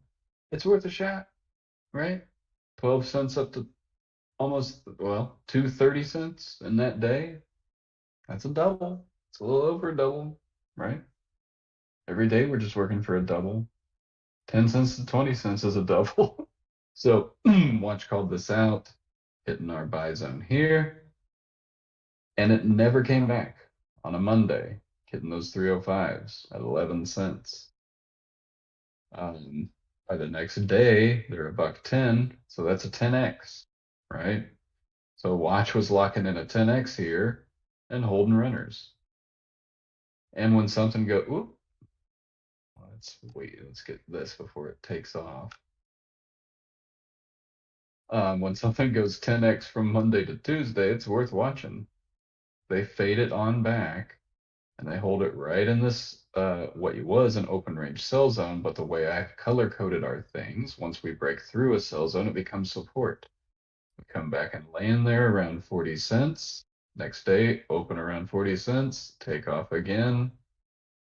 And this thing just never stopped because we look at NVIDIA. It never stopped all week. From 281 up to 319. Jeez Louise. I mean, that's 20 points up and then 20 points up pretty much. And so it's not surprising to see that these contracts that Watch called out at 11 cents, they got 10x plus 10x, right? I mean, this was a killer week for tech, and you can just see it as you look around. Let's look at Google.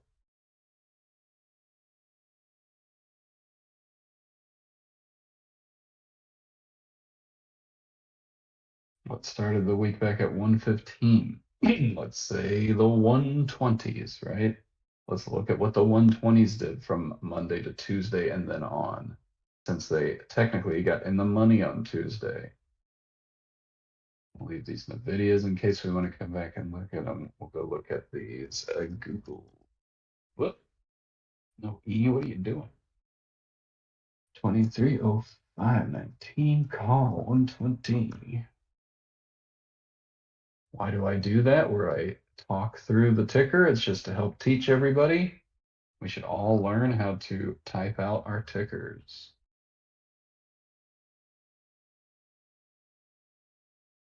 Wait for this beast data to load.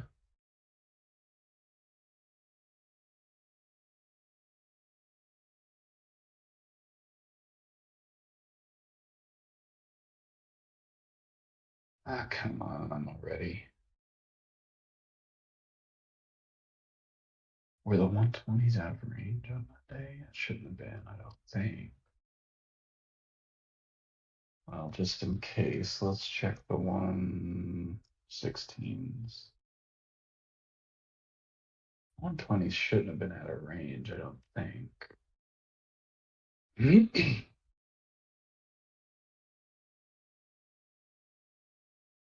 Come on. What are you doing, Toss? Taking your sweet time.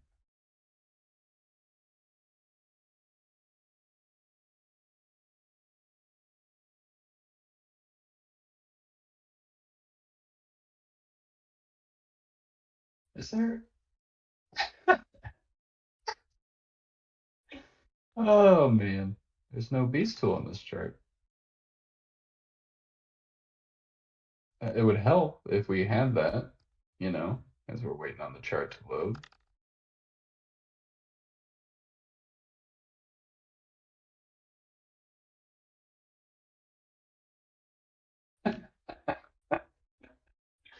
Okay, let's go back to those 120s.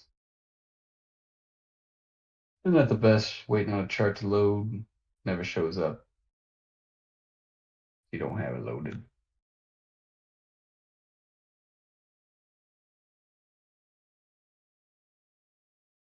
Uh, this is 15th. These never got down to these, but they held their near their open. Let's look at the 118s then.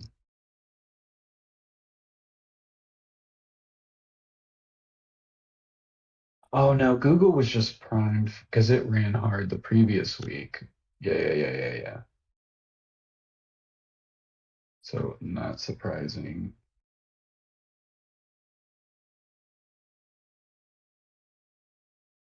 Yeah, guess it would have been the 22s or 23s, but those probably won't have any. Okay, yeah. Google's not a good example. Overall point, why Google's not a good example? Because the previous week it ran so hard on that AI news, it can go to like a 30 minute to see. So yeah, it ran hard on that AI news from 104 up to 115 leading into this week. So point being, after a strong push, like you, it's going to be a struggle to find something at Beast on the call side. You then start working off your open range buy zones, right? So if we like go back to those contracts where we didn't find anything at Beast, we'll go back to like 118.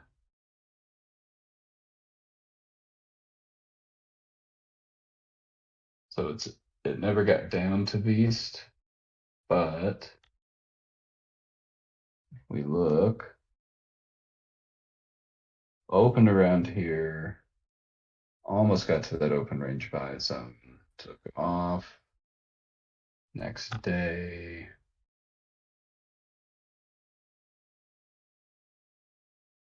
yeah, dipped down a little bit below open range buy zone, didn't quite get to that midline, and then took off again. Yes, Google's just not a good example. It's just too strong. It just ran so hard. Let's see. Probably Microsoft would be a good one.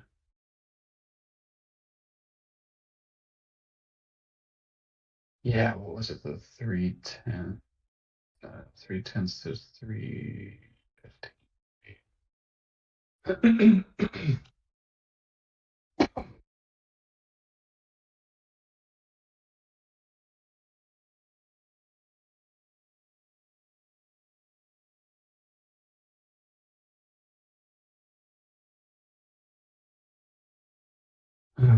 But let's see, I'm going to check in on the chat. Any other questions? How to use the beast alerts that are, yeah, okay. Check out tick tool.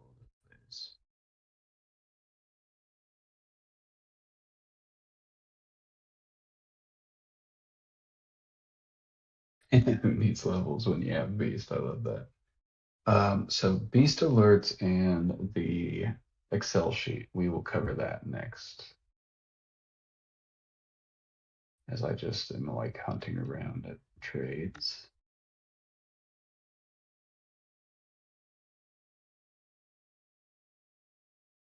Beast was too low, so it's like the 317. No, what is it? 17.5. Yeah, still even didn't get down to beast quite. All right, let's look at the 320s.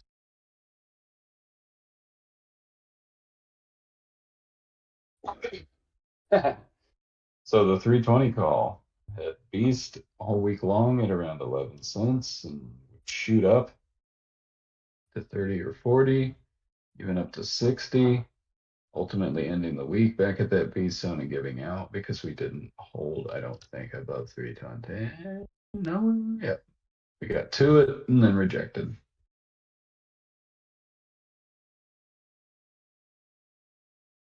But even again, if we look at like that what was it, 15 that I started with,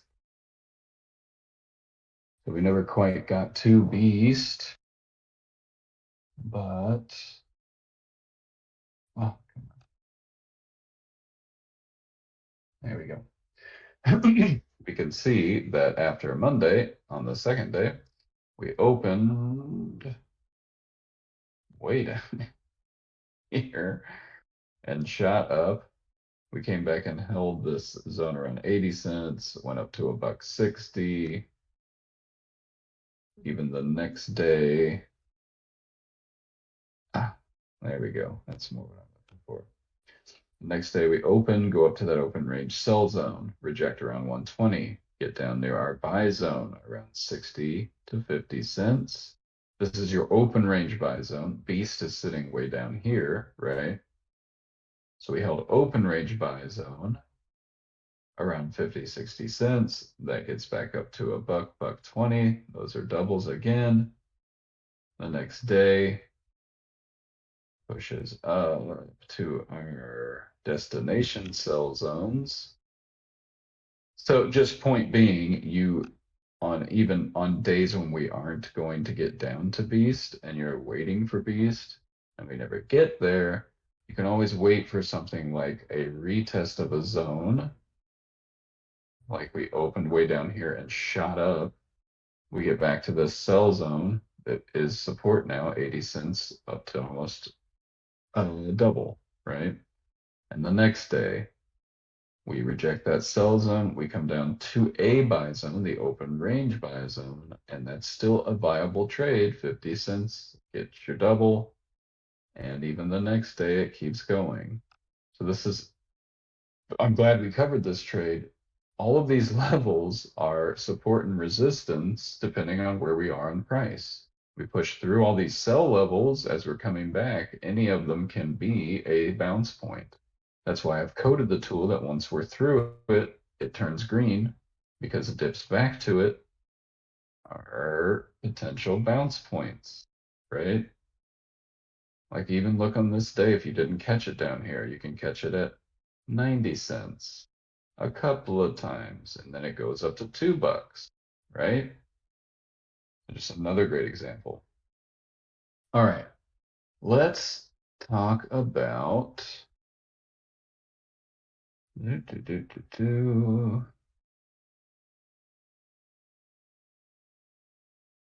let's talk about the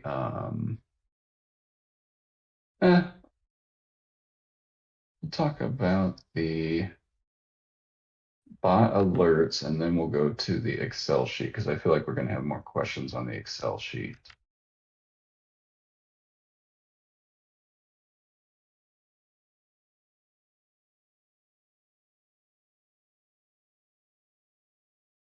Oh, HBur, I'm seeing your question in Discord. Does this work for futures? If so, what approach do you take? So that's a great question. Let me pull this over back to the other monitor. Let me pull back up TOS. Let me go to look at futures. The answer is yes. I trade futures almost every day, and I use this B system in trading those futures overnight, morning, whatever it is. Just go look at like any random Wednesday to Monday here. So, Wednesday, not last week, but the week before, pre-market, we're running into this open range sell zone. Again, open for futures is at 6 p.m., right? So we already have our open and we know where our buyers and sellers should be waiting. We fought up on this Wednesday to the sell zone where sellers were waiting. We drop down to this buy zone and hold, where you can go back long from 41.25. We get this reaction to data. What would this have been? CPI a couple of days or a couple of weeks ago. I'm trying to remember. Either way, and where does it go? Straight up to our sell zone. Does a little peak above and then fail back down. You can see a bounce here at this buy zone back up to VWAP. down to this midline with our squeeze bottom that takes us right back up to that sell zone. So yes, I absolutely use this on futures all the time. On the next day, we went straight up to the sell zone, hang around. We get up to that midline, can't get through. It's a reversal back down to buy zones. We get a bounce back up to sell zones. Rejection once, rejection twice, back down to buy zones, a bounce, a repeat of that buy zone, a bounce. So yes, I use this on futures. Again, this tool works on your equity, your stocks, on your futures, on your options contracts. I mean, it even works on things like VIX. You'd be surprised.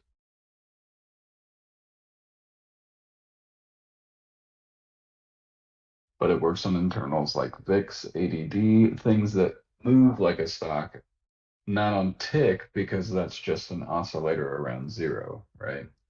But for instance, on Friday in VIX, you know, VIX actually has an overnight open, much like futures. And pre-market, we dip down to the buy zone. And then VIX pops up, holds the buy zone, takes off. What happened on Friday? We dropped. VIX takes off up to destination sell zone where it rejects and comes back. So yes, this system even works on things like VIX. It even works on things like ADD, where it will have pivot points right around our buy and sell zones.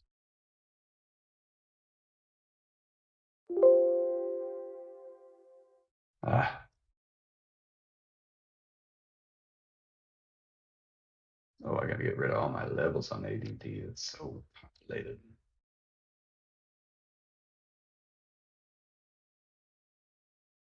Let's see.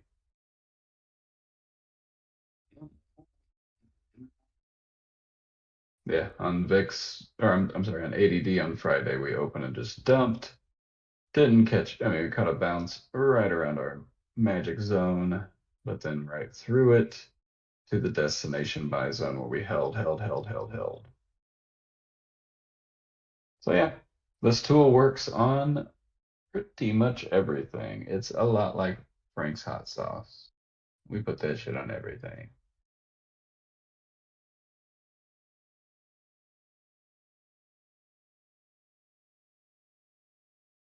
Yeah, to answer your question on and yeah, DP, yeah, like just like you said in the YouTube chat, Friday was a perfect example. VIX was at a buy zone, SPX at a sell zone at 9:30. I mean, the system is supposed to work like that. It should all line up very well. Uh, SPY at a sell zone, VIX at a buy zone, puts at a buy zone, right? That lines up. It'll line up the other way. SPY dips to a buy zone, VIX is hitting a sell zone, calls are hitting a buy zone. It's almost like you could do the three checks right there, right? What's my equity doing? What's the option doing? What is VIX doing? Back to back to back. One more thing on a chart. Where is my? Let me pull up. One more thing worth looking at on a chart. Oh yeah. Go back to VIX. Take off.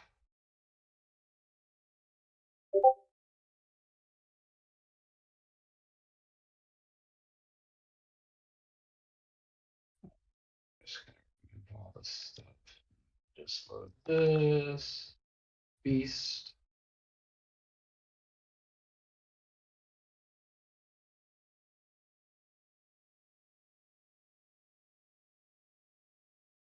And take your sweet time. Thank you. And load it on a 3 minute because that's how I like to view it. So this is what I was talking about on a tick study that I'm going to share with you folks. It's a lower study you can add to any chart so that you can keep tick in view at any point. This is VIX. As it starts to take off from our buy zone, we can see that the ticks are going negative, negative, negative. Anytime we hit 1,000, it's red. Anytime we hit, I'm sorry, negative 1,000, it's a red candle. Anytime we hit positive 1,000, it'll be a green candle. But you can see we were rejecting that 600 line on tick repeatedly, could not even get through it. And then we start getting larger down ticks, right? As VIX starts to take off. I love to throw this tick lower study, which is basically just a histogram, right? Instead of the candle-based tick, I just prefer this histogram because really, tick being an oscillator, a histogram is a great way to represent that data. So I love to use this on my VIX chart so that as I see VIX start to set and act like it's going to take off again, I can start to see, are we getting more negative ticks than positive ticks? And yes, right? Negative, negative, negative, negative, two positive, negative, negative, negative, negative, negative, couple of positive, and then just big old negatives. So I will share this with everybody. This is something that was shared with me, actually by one of our members that came in and is now a lifetime member. Um, he shared this with me, and I was like, oh man, that's such a great way to represent it. I'm surprised I never thought of that. But yeah, histogram's the way to go there.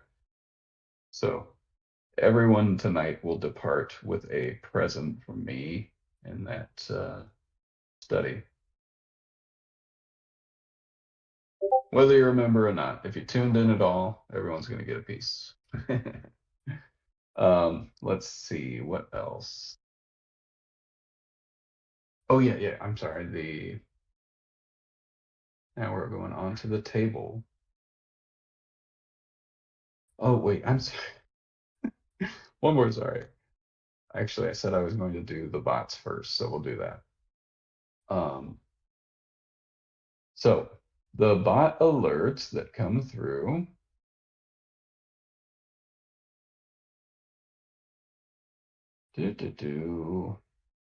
Any of these bot alerts, so I'll just go to any channel. They're just meant to be alerts. They're meant to say, hey, this is in Beast, it's worth a look-see, right? Let's go to like NVIDIA. Let's go back earlier in the week. Here you go. So on Monday, when Watch called out the 305 calls, at 10:15, we did get a 300 call that entered its beast zone. Last price was 25 cents, so it's in between beast bottom, beast top. This is just an alert to say, hey, this is worth looking at. It could turn into a trade. It also alerted to some puts, but as we know on NVIDIA, it took off for the rest of the week from Monday.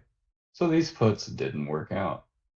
They gave out their beast zone, which was a small measured risk, right? 18 to 36 cents.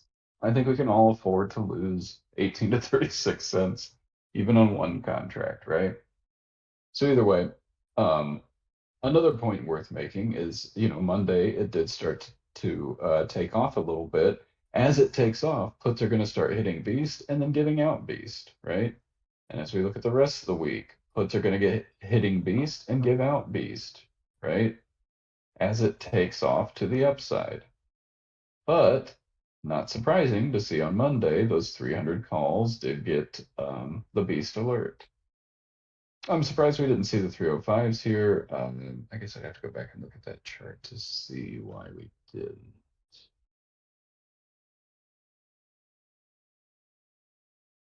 Could have just been that it was early in the morning and we were only in there for a little bit and then we never came back.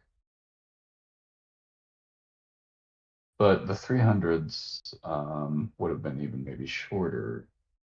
So I'm surprised the 305s didn't land. But either way, the overall point with these is when they're landing, one thing you can do is come in here and triple click. 1, 2, 3. And it copies the whole thing You can copy it, come in here, paste it like this. It does add an extra line. You can hit backspace. You don't need to, just hit enter, right? There you go. Got an alert, and with a triple click, you can pull up the chart and say, do I want to enter this trade, right? Gets down in there. It's sitting at 20 cents, and our sell zones are up at 70 cents, 80 cents, $2. I'll take 20 cents to go make $2 this week on a Monday. Why not? Right? It's worth a shot. And what happens? It works. Got you to $2. Then it got you almost to $20, right? That's another thing that's worth pointing out with this beast system. The whole idea, really, putting these levels on your options chart, I'm trying to show you guys how to measure your risk to reward. This is a predetermined calculated buy level, 16 cents to 30 cents, right? Anytime it enters it, I'm going to be buying. Oh, it enters at 30 cents. I'll buy a little there. Like it's down to 25 cents. I'll get a little there. Oh, now we're at 20 cents, 22. Yeah, I'll buy more. Yeah. Even if it gets down to 16, I'm going to be buying, giving it a shot, right? Either way, it's down into a buy zone that is 16 to 30 cents. And what are the sell zones above that? Our open level at 50 cents. Our sell zone at 80 cents up to 95 cents, around there. So it's this is a roadmap for you to be able to measure. I am getting in at 20 cents for the hopes to get to at least 50 cents and then a dollar or 90 cents or 80 cents, right? At the sell zone. And if it works and I can swing it, maybe I even get up to that destination sell zone established early in the week around $2, right? So this is a ruler for you to measure your options, risk and reward on any given day. Let's say Wednesday. Ah, give me this here. There we go. Darn it, I keep grabbing too much of when it's taken off, so it scrunches everything. There we go. Even Wednesday dips down to our open range buy zone around $1.40. You could have got into this knowing that if it can take off, I can get up to the sell zone around $2. So I can make 60 cents, right? And then the destination up to 320, 350, right? So this buy zone around 140, I'm sorry, 150 spanning down to 140. I'll buy there with the hopes of getting first to $2, 220, and then to 320 to 350, right? I'm risking here to get to these targets. It's a ruler for you to understand. If I'm risking here and we can hold, what should I expect? What are my expectations? First sales point, next, and then up to the destination, right? And even if you got in on this Wednesday at this buy zone interaction at $1.40, what did these go to? $18. So you would have got a 10x even on Wednesday, picking up these 300s off of that open range buy zone. It's like, why does it just work? Because it's math, it's statistics, and these are balance points for big money, for market makers, right? They'll let it hold 140, they'll let it go to 270, and then they'll pull it right back to open and hold at 180 and hold at 180 and then take off to 3, right? They'll let it basically double, cut it, close to in half again before they let the next double occur. This is very common. I love to say they love to move options and doubles in halves, right? They love to get in at a point, let it double, pull it back, maybe half, maybe like, you know, I think you get my point. Either way, I've given you a ton of examples where we just pulled up random contracts on random days and we can find these interactions. That's why I was so specific to get in on this Wednesday, because I knew there was a dip on Wednesday. And what did we get? Holding a buy zone on a contract that started the week at 11 cents at our beast, right? And although we weren't there to catch it, maybe all of us, we could get in mid through the week and get in at like a buck 40 and it still goes 10x. So I'm so glad that we got a good trending week last week. I mean, on a number of names, you could say the market maybe wasn't so trending, but uh, Nvidia, Google, yada yada, they were trending all week. And this is what you get with the Beast tool when we're trending. You can work off those open range buy zones and sell zones to get continuation or reversals, continuation on the calls, reversals on the puts. But the point is, you know, you can say, well, your beast zone is way down there. We're never going to get to it. Yeah, that's why we have the other levels to work off of day in and day out. And I think that's a good example to show you, when these beast alerts come in, you can triple click, pull up the chart within a few seconds, and start to analyze for yourself. Do I want to get into this trade? If we're in a strong uptrend and it's dropping a put, do I really want to try it there? And I bet you'll find if we go look at some of these puts, I'm not going to do it right now, but if we were to go look at some of these puts, we could find that they hit their beast at that time, gave a little bounce, and then gave out. It's all balancing, right? These are hitting a buy point. They let them bounce. We get a pullback on NVIDIA, and then we continue, right? A lot of times the pullbacks on the equities are being triggered by these puts magically also hitting their buy zones. That's why I say they are balance points.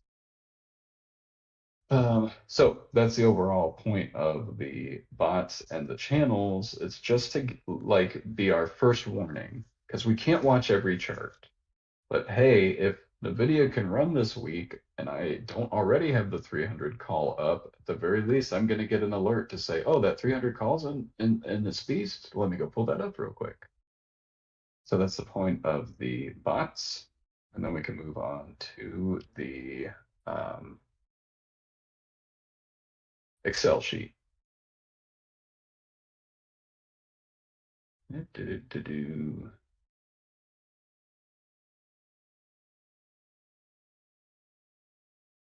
Let me check in again on the chat just to see if we got anything. Anybody posting any new questions? Yeah, I thought you guys would like that little shortcut. The old triple click. So, uh, the point of our, oh, wait, I need to move this over so you guys can see it.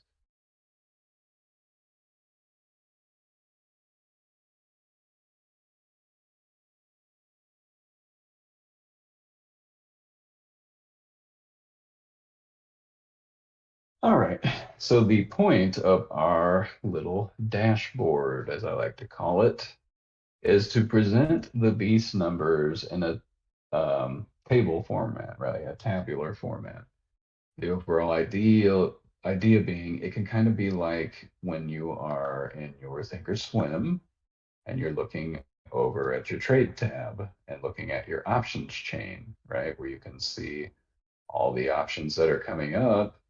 And oh, wouldn't it be nice to see Beast, right? Well, the idea of this option chain, or at least this dashboard, is to kind of mimic the options chain. You can see all of the calls right here that were on Friday, all of the puts right here that were on Friday, and even further out expiration. Now, we can talk about some of the shading. Shading on the last column is trying to tell you either A, we are in Beast. So for the instance, this 419 put that we looked at for Friday's expiration, just for fun. Oh, hello. What's it doing here? Let's pull this back up. And what tool do I don't think I have the right one. Let me give me 1 second, folks. Make sure I get Friday's tool pulled up.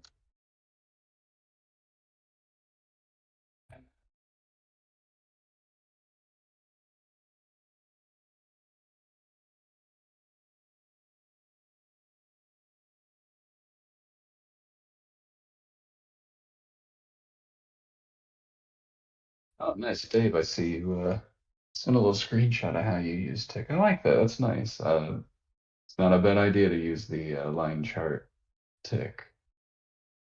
Not a bad idea at all. Let's see. Where's Friday's tool? There it is.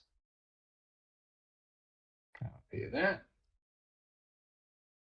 Now let's get back over to my toast.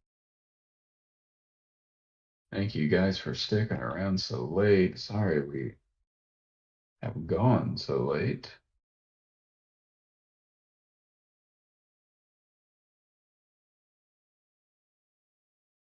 I'm just glad the audio works, so we were able to do this. I mean, I'm remoted into a computer and running the YouTube stream off of my phone. It's pretty neat.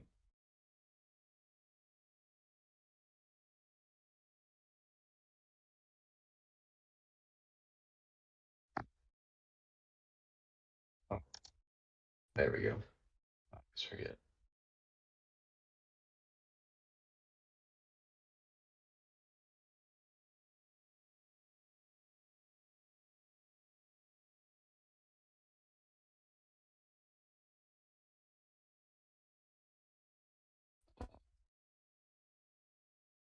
Eight, nine, 3, 19, but 19.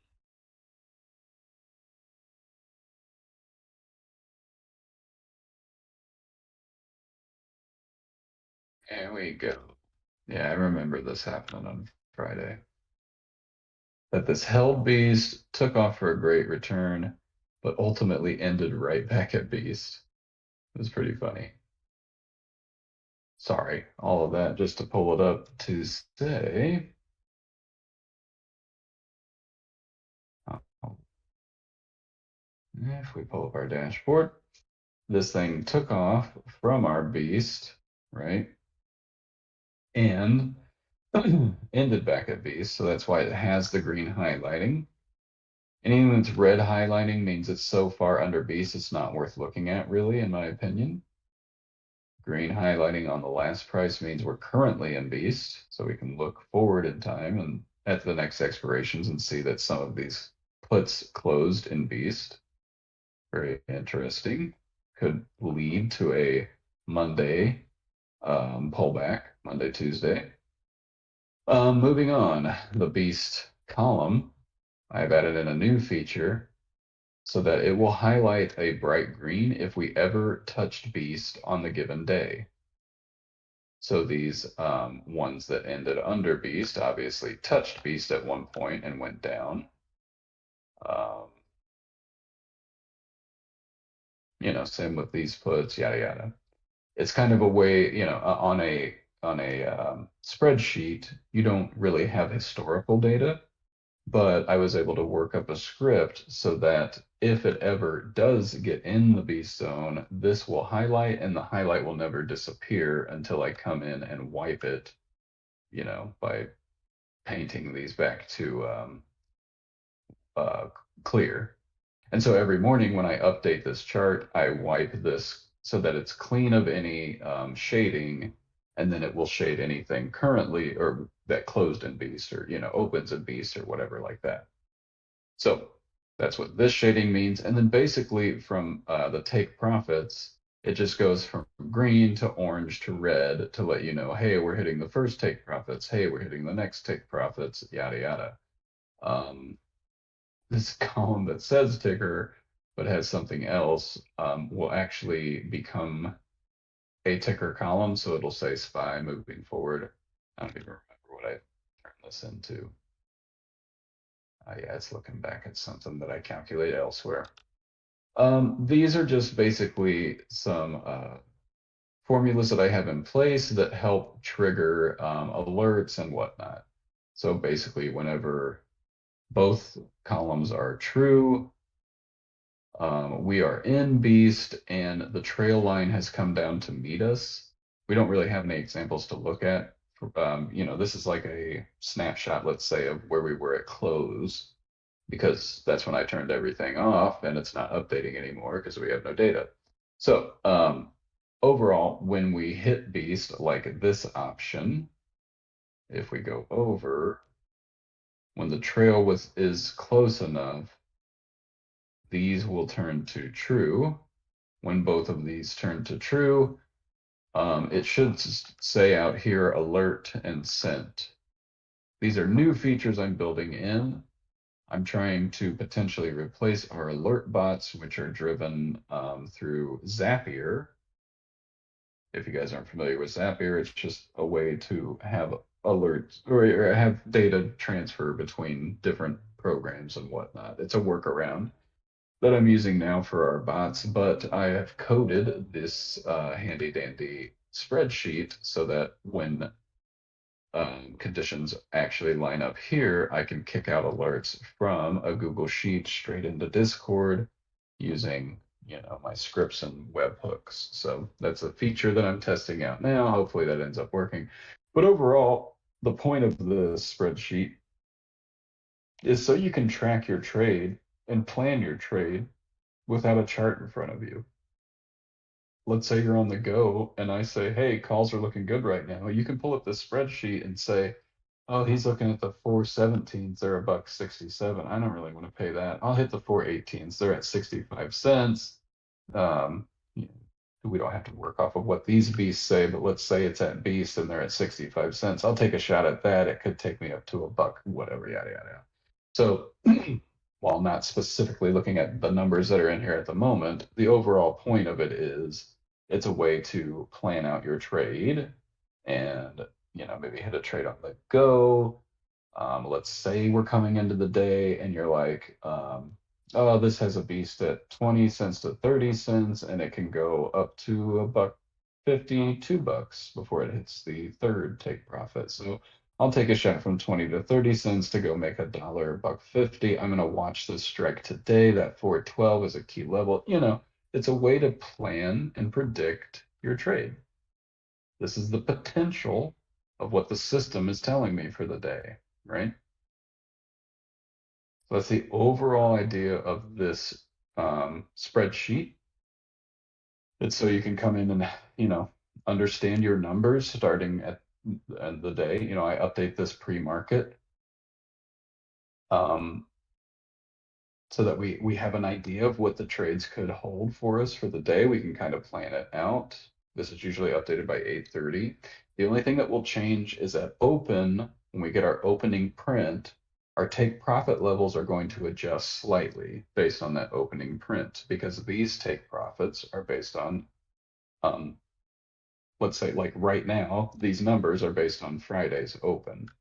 And on Monday, when this 525, 412 put opens, these are going to adjust just slightly.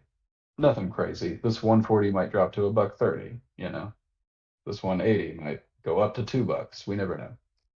So that's the overall idea. At any given point, you can understand where the trail line on the tool is, where the take profit.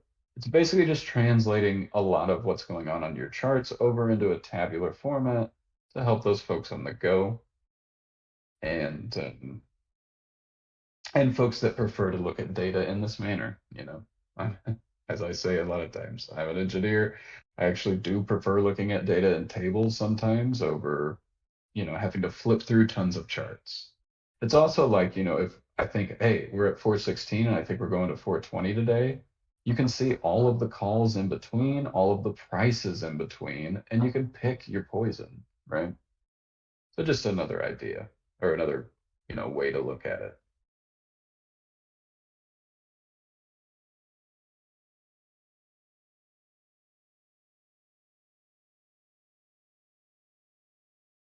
Let's see what else we got in the chat.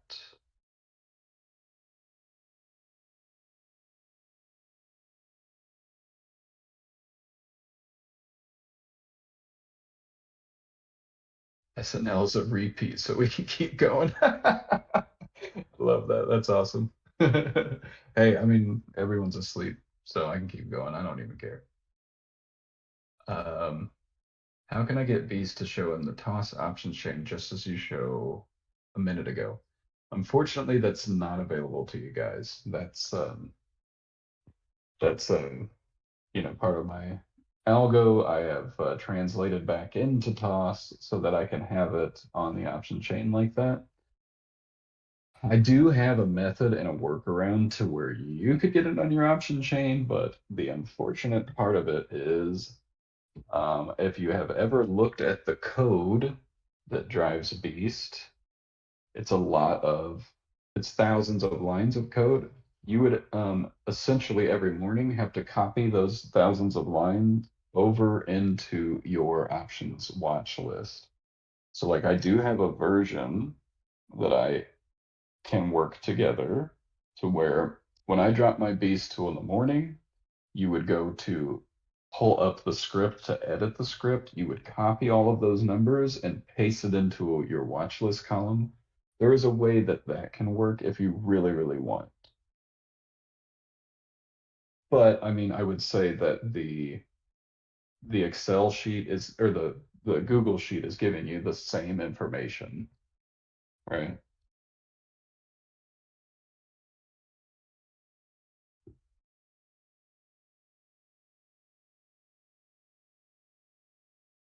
Hey, Jeff Casey, thanks for tuning in.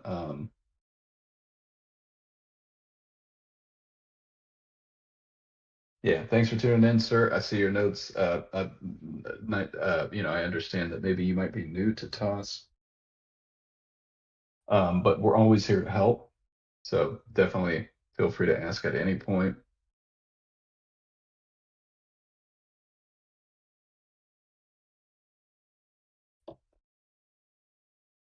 I know it is getting late for folks. I'm not trying to keep everyone here all night. So maybe we're at a point where we start to wrap up. Um, anyone feel free to chime in with any more questions. I can say basically my approach every day. I do a pre-market prep. Whether I televise it, let's say, whether I record it and do it and for all of you or not, I'm always doing some prep in the morning to see where everything's at, to try to get ready for the day, and try to down select on the tickers that I want to watch for the day. And then once open happens, in a way, I try to keep bias out of it.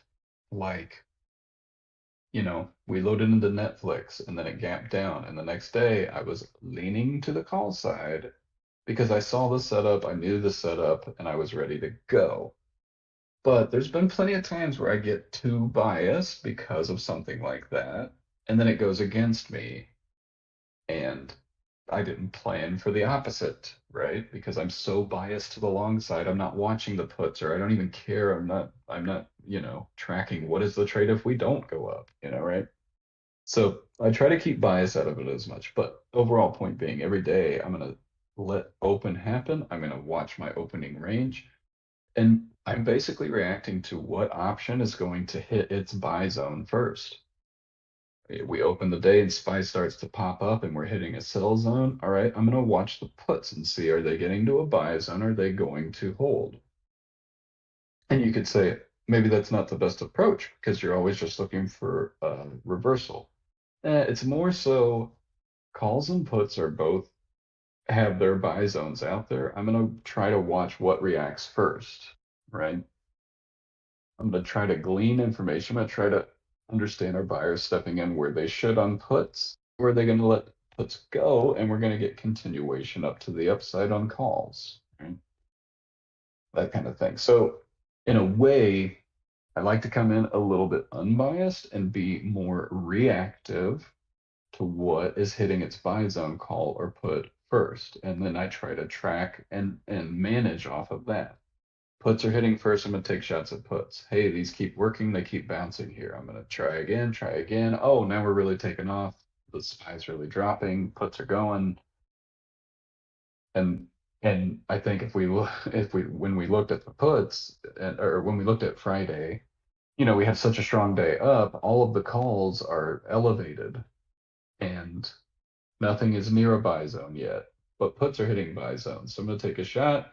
Puts start to take off. We start to drop. Now calls are hitting buy zones. Oh, we just tore right through those buy zones. Puts are going to keep going. Stuff like that. Have you done small account challenge in the past? I really feel this system can really do great for that challenge. Yes, we have done small account challenges in the past, and we are always open to doing another small account challenge. Most of the time I'm calling out um, trades under $1 for entry, right? Um, I've been in rooms where they're always calling out, huge entries. We're gonna take this $3 entry on SPX. No, I'm not gonna ever do that to you guys. I'm not gonna say, hey, let's do a $3 entry on SPX. That's not what we do around here. I like to go in on options contracts under $1 with the potential to get to 2, 3, maybe even 10, right? That's why not? We have seen options that can do that. We saw it all week. So why do I need to go buy a $3 option to try to get to 10 when I can get a $30 option to get to 10? Or 30-cent option, sorry. Overall point being, yeah, the system does work great for small account challenges. We show almost every day that we can get doubles on SPY. Even on Friday on SPY, I think I called out a call at one point at 18 cents to get to 36 cents. And I was out of that trade at 36 cents, like I don't think this is gonna go anymore, right? So point being, we hit doubles every day on SPY. And a lot of times we hit a 50 cent to $2 very regularly on SPY. So this is a great small account challenge system. So yeah, we'll set something like that up. Maybe even here starting I think mid-June would be a good time. Um, Maybe even June 1st. I just know I have a spot in mid-June where I might be able to dedicate like a number of days all day in the chat, on voice chat, where it can be a little bit more hands-on managing that small account challenge. And in a way, I recommend everybody, we'll kick one off, but you don't have to wait for it. I do this all the time to myself because I have multiple accounts where I'll throw 500 in one account that I haven't touched lately, right? And I'll say like, let's see this month if I can take this 500 to 5 grand, right? And I'll take these little trades here and there, and lo and behold, it happens. So it's always good to challenge yourself on a small account, even if you have plenty in other accounts. Like having a small account, and putting yourself through the paces of growing an account 10x. It's practice. It's getting you prepared. Everyone's like, I want to learn to trade so that I can quit my day job. You have to replace, you know, whatever your income was. Let's say you were a six figure, let's say you're 100 grand a year income, and you want to replace that with trading. You need to be able to grow an account substantially, right? Let's say you've got 20 grand and you're like, I'm going to do this. I'm going to quit and just focus on this, right? In a year, you need to grow that 20 grand probably to 200 grand. You need to 10x that account to supplement the income you lost of 100 grand and the insurance, which adds on and then to the point where you need to learn how to 10x an account. So it's always good, even if you're a seasoned trader and whatnot, it's always good to give yourself that challenge. Can I take this $500 account to 5 grand? Can I take this 2 grand account to 20 grand? One of our oldest members, that's a dear, dear friend now. He hasn't been around lately, but he's going to be around more. Herb. his whole thing was I'm starting the week with 2 grand, seeing if I can get to 20. And I can't tell you how many weeks he accomplished that goal. It was very impressive, and it's with the system. So yeah, we'll get a small account challenge going. Yeah, $500 account challenge. I think that can happen.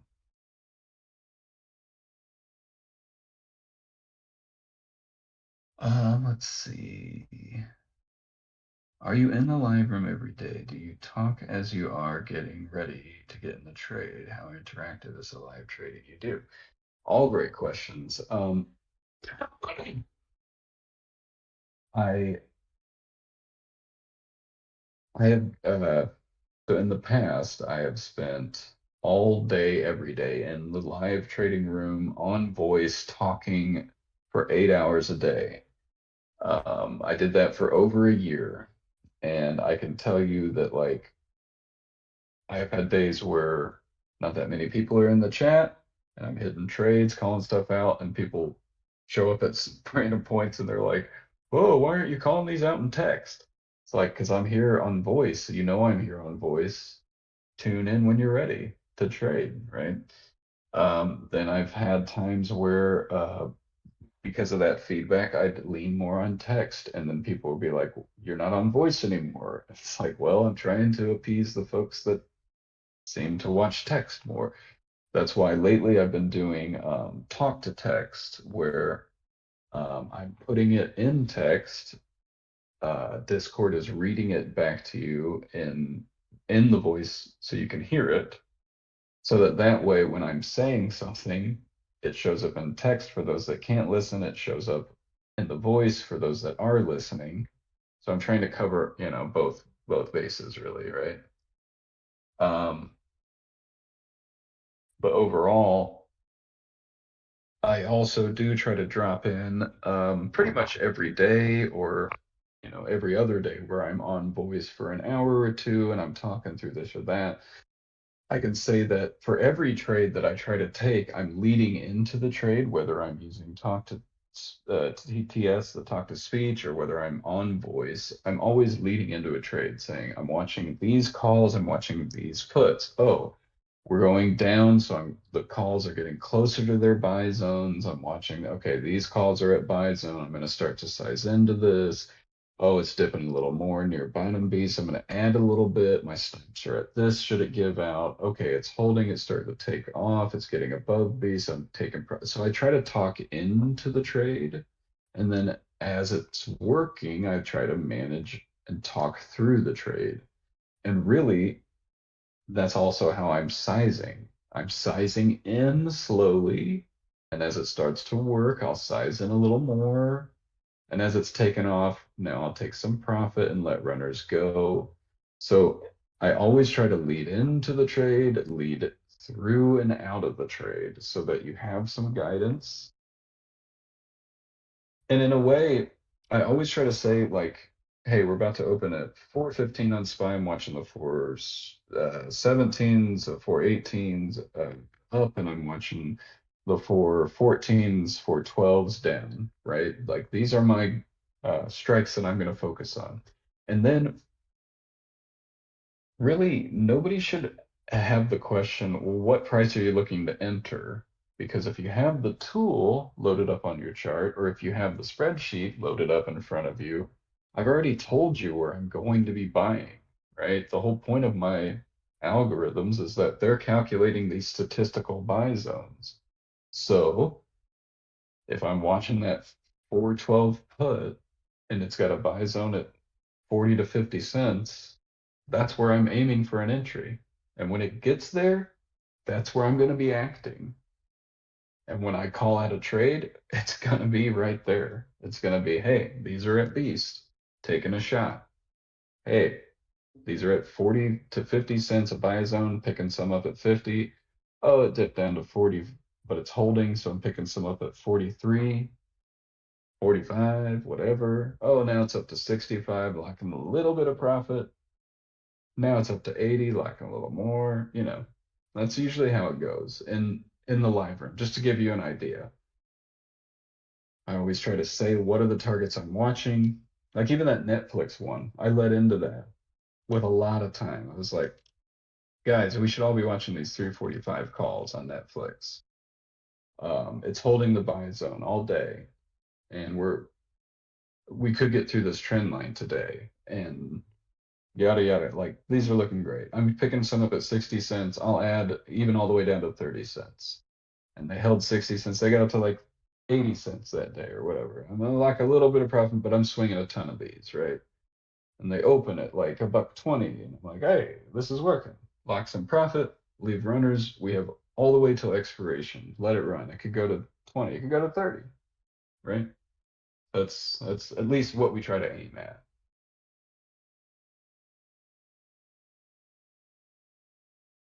Hey, Lady Deb's even chimed in. Oh, okay. She knows her.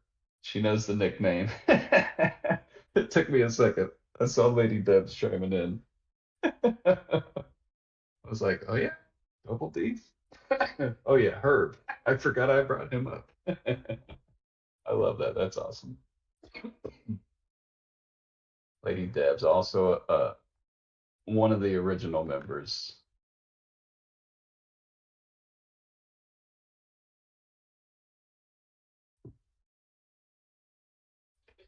So what do we got? Any more questions? Any more? I know I left it over on the spreadsheet. I'm kind of just looking around at the chats to make sure.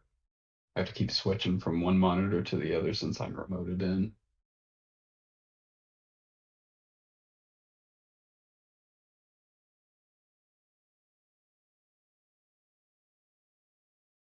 Hey, Heber, yep, thanks for tuning in. Glad to help. And yeah, the overall goal of this system, is to provide a roadmap every day on your options, on your futures, on your equity, whatever the vehicle is that you're trading on the day. It's trying to lay out a roadmap of where support and resistance should be,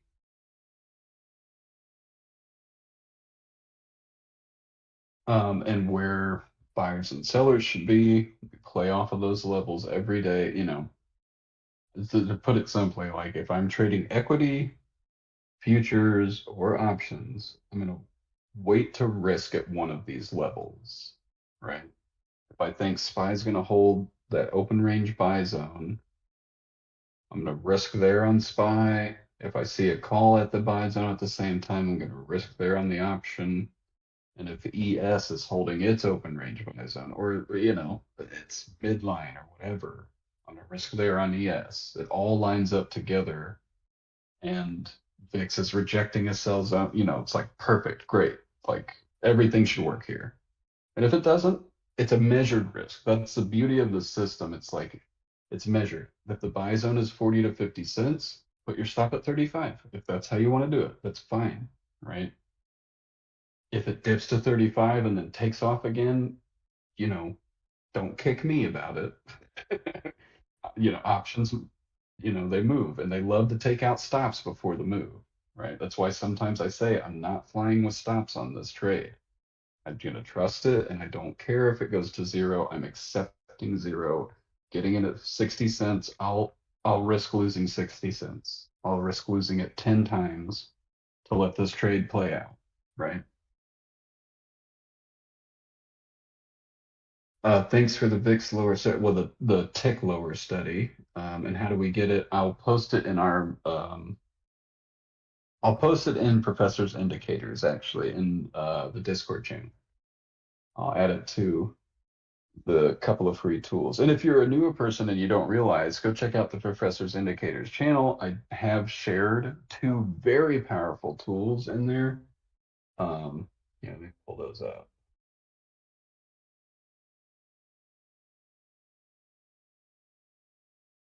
Yeah, let's go over to here. And let me go over to the other monitor.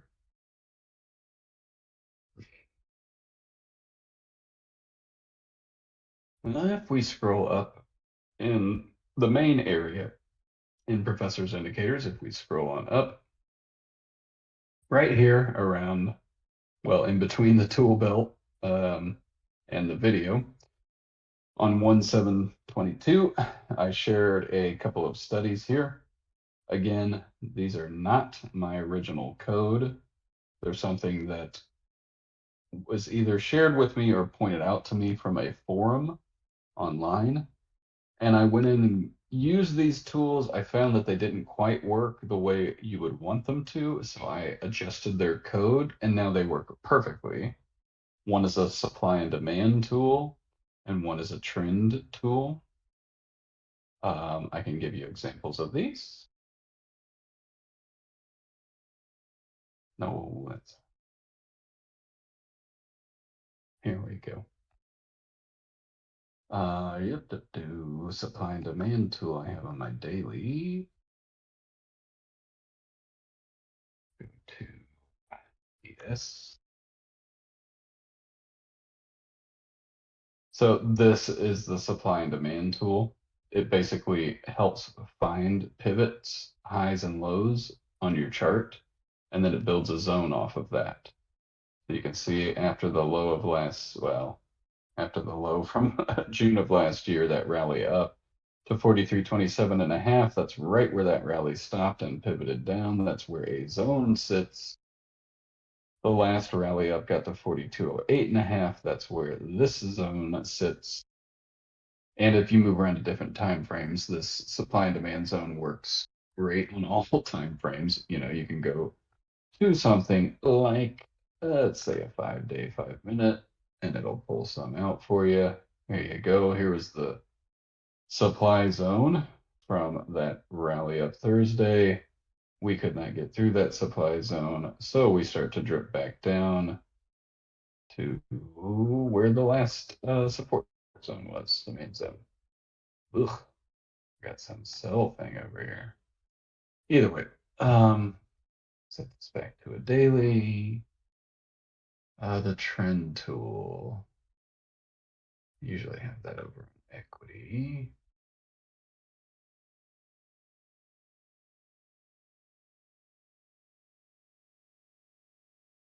Oh, so I don't have it up. Load the trend tool. There it is. Basically, the trend tool is going to help draw you like a channel. It's going to pick your recent highs and lows and try to connect them into wedges, into channels, that kind of thing. So here you can see the recent lows that it grabbed here, recent lows, recent highs, slight ascending wedge. And if you change this, let's say to 5-minute,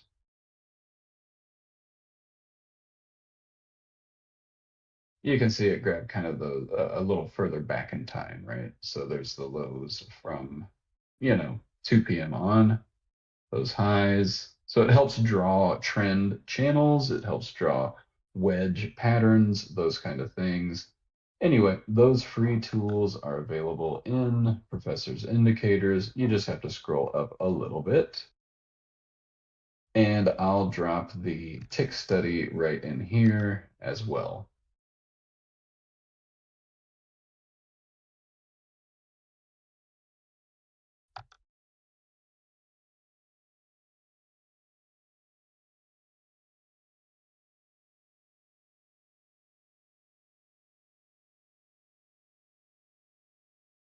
So yeah, now at least everybody can, walk out if you haven't already with those two gifts, and I'll drop in the tick study tonight as well.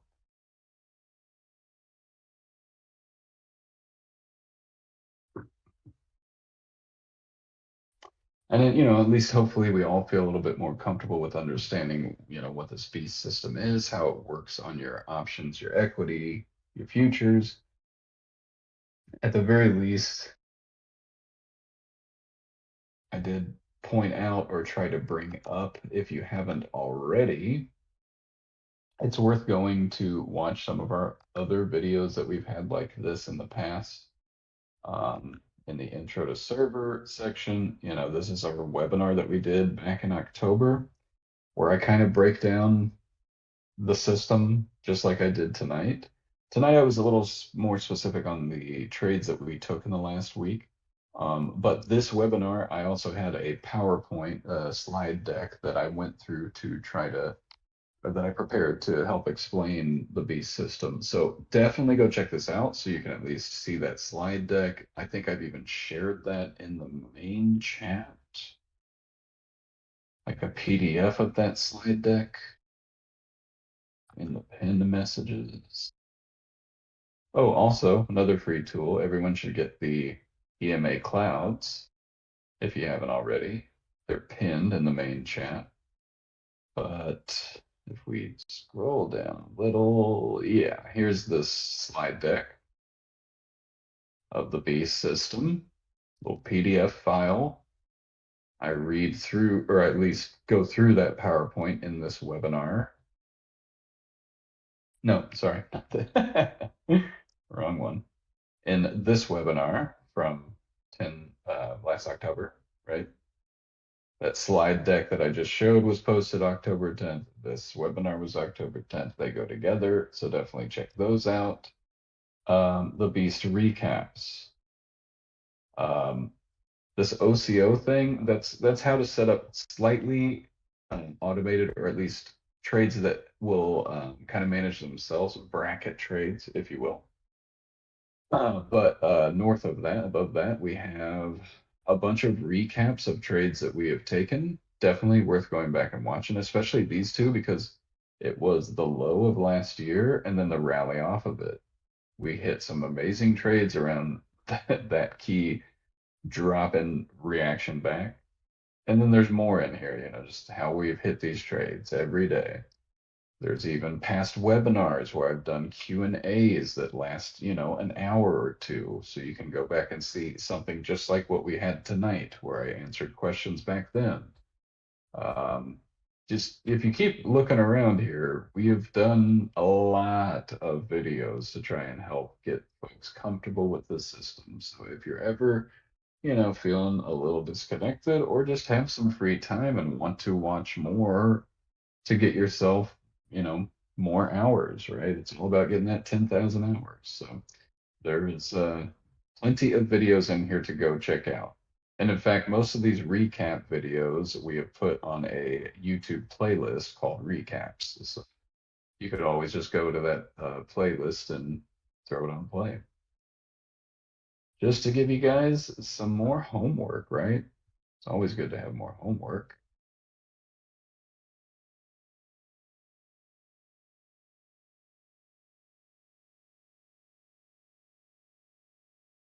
All right, so any more questions? It's almost midnight. Again, apologies for going on late, but at the very least, I gave you like 3 hours or so. How long have we been going here? So what's my OBS say? Yeah, almost 3 hours.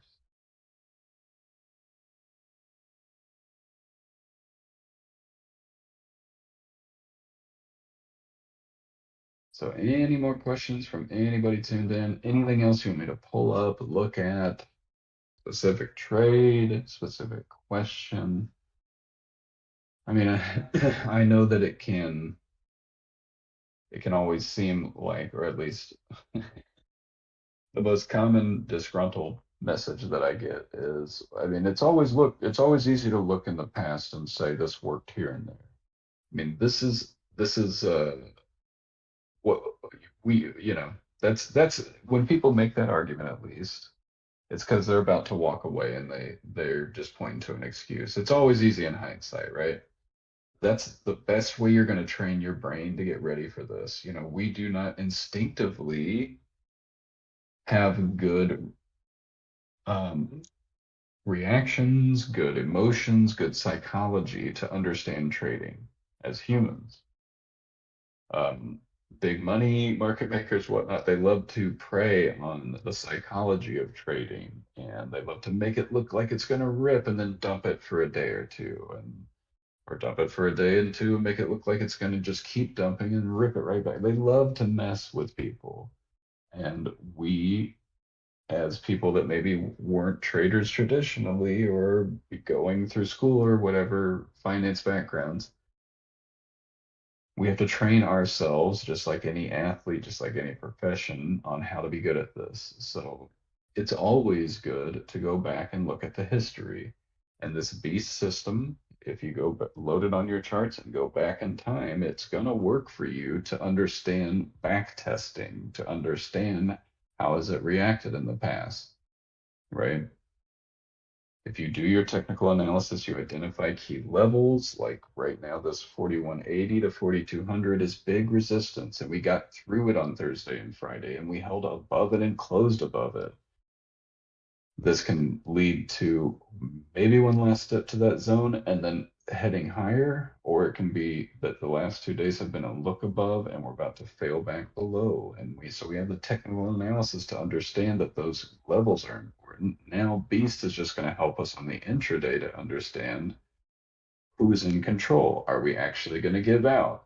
Do we keep defending? Are we going to take off? And then it translates over to your options to say, if we're going to take off from this point, calls should hold here, puts should give out there, so that I can measure at any given point what the thesis is and what the potential risk to reward is going to be if I follow that thesis.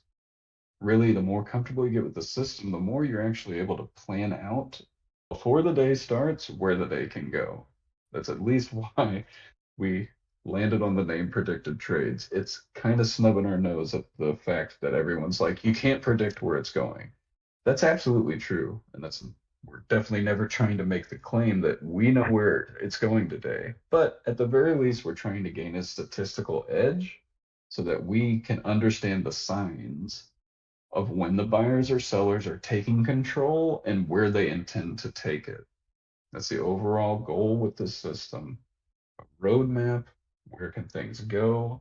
What are the signs we're looking for to hold here, to go there, or to reject here, to drop to there?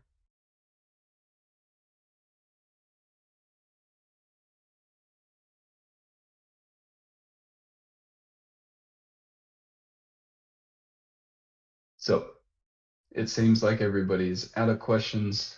I'm glad that everybody enjoyed tonight and appreciates it, or you don't have to appreciate. I'm glad you all tuned in and stuck with me. I'm glad that you all found value, and at least we got through everybody's questions. Um, we ran 3 hours tonight, and this will be available. It's live, so once I end it, it's going to be available so you can rewatch it. And I'm not opposed to doing this again on Monday, just for any folks that weren't able to tune in, or let's say questions arise between now and Monday that you're like, oh, I wish I would have asked that. We can do this again on Monday. Or if everyone feels like this was good, we could just plan again for next week, and we can kind of do this a weekly thing where every weekend we kind of recap the trades and we cover any questions or like, oh, why did you hold on to that when it gave out and instead of taking a stop, or why did you get into this position there? Either way, I've been asked everything, and I'm always happy to share. And that's why we started this service, because we were all like, you guys trying to make it work. And then I got crazy mad scientists on it and created something that actually gave us an incredible edge. And so we're all just trying to give it back, right? We're trying to build a family. Like my my dream is to get all you guys so trained up and comfortable that everybody's making trade call outs so that I don't have to watch every ticker, right? I'd love to get to a point where it's like we've got our NVIDIA camp, we've got our Netflix camp, we've got all these little camps in our community. And whenever that camp raises the alarm, we're all like, oh, yeah, we're going to get another Netflix run. Okay, we're ready. Or, uh, Watch is calling out NVIDIA again. Let's all pile in. That's my overall goal. We get, let's say, 3 or 4x the amount of folks we already have in here currently. It's going to be a pretty trained up watchdog group that's going to be attacking constantly and on top of every move. And that's where I really wanted to go with this. Like, Why start a service and all this stuff? Because I want to train an army.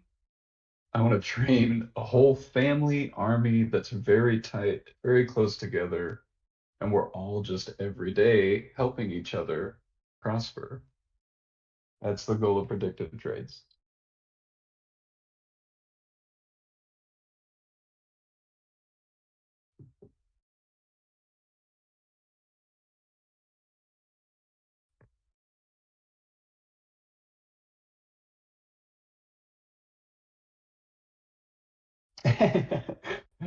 No, that camp idea is definitely where I want to go, but it'll all be in the same room.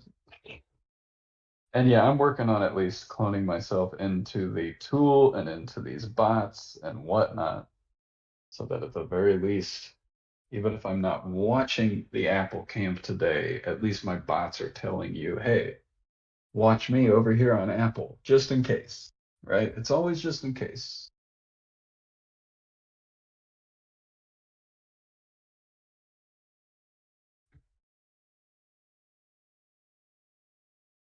I see. Oh, I see a question here. What is it? What are the lines between the midline and the destination zone? Let me go back to my chart.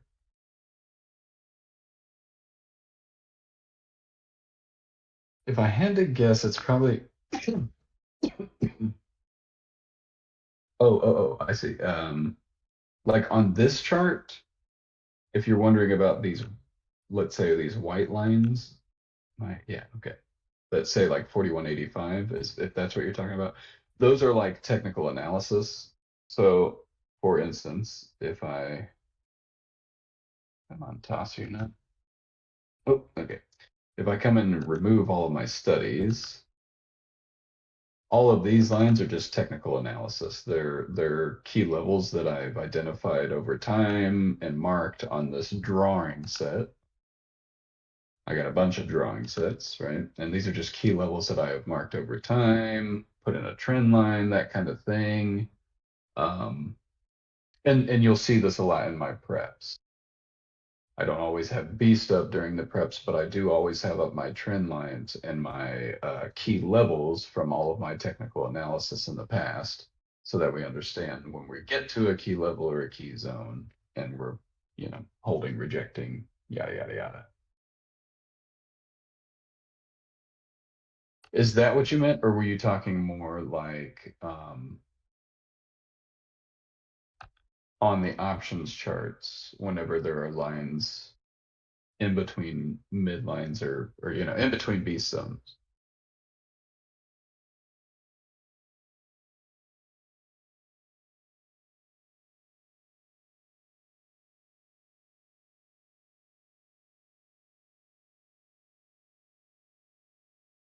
Well, let me know in the chat, Augusto. I want to make sure I answered your question there at least.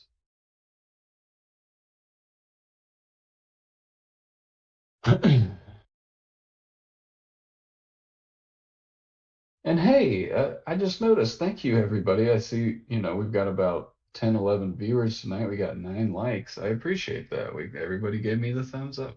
I really like that. Um, those things really help. You'd be surprised. And this whole YouTube algorithm era, gotta get the likes, gotta get the views, all that stuff.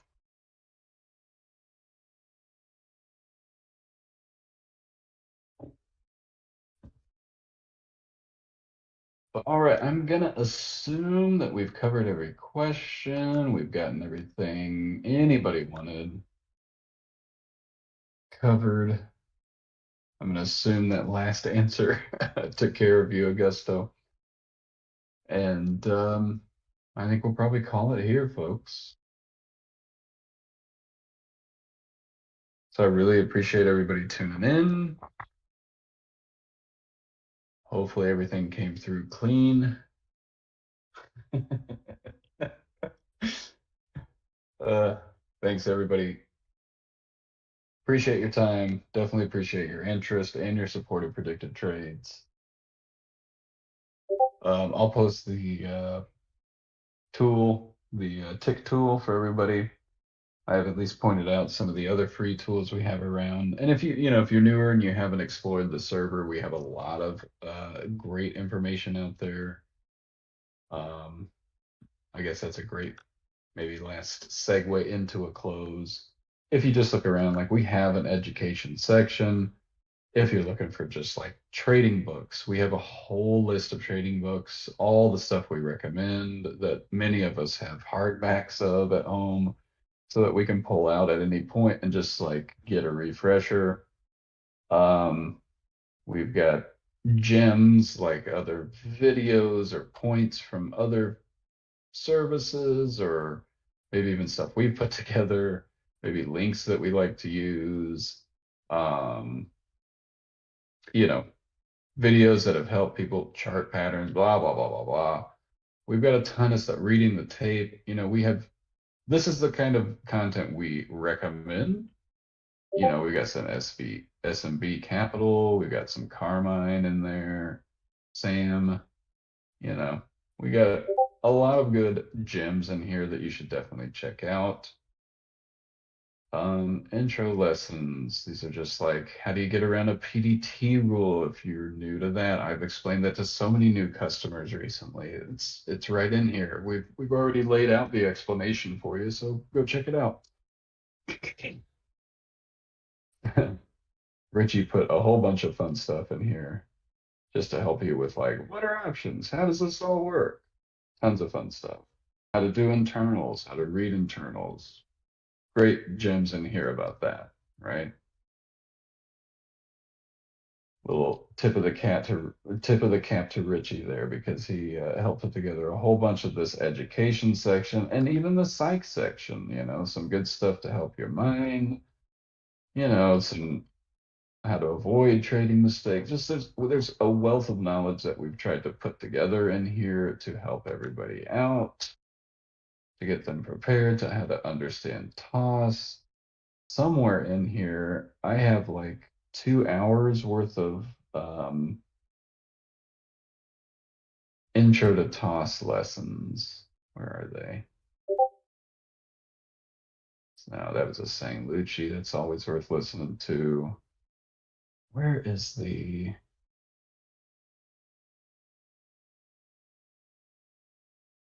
Up here? Somewhere I have. I did like 2 1-hour sessions on just how to set up toss from basic start to as advanced as my screens look when I accidentally do this during a live stream. And it looks as complicated as can be, right? So we have videos around here on how to go from nothing to fully stacked out with, everything loaded, right? So definitely look around the server. Um, there's a wealth of knowledge in here. If you want to invest in and learn and sharpen up and go to the next level and all that stuff. But we'll get this tick tool loaded up in that professor's indicators channel. Again, in the main section, right in here. So everybody keep an eye out for that.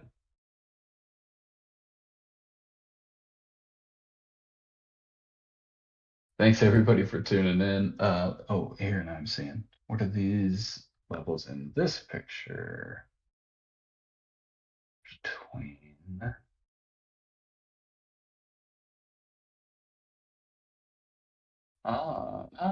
let's see, what are those?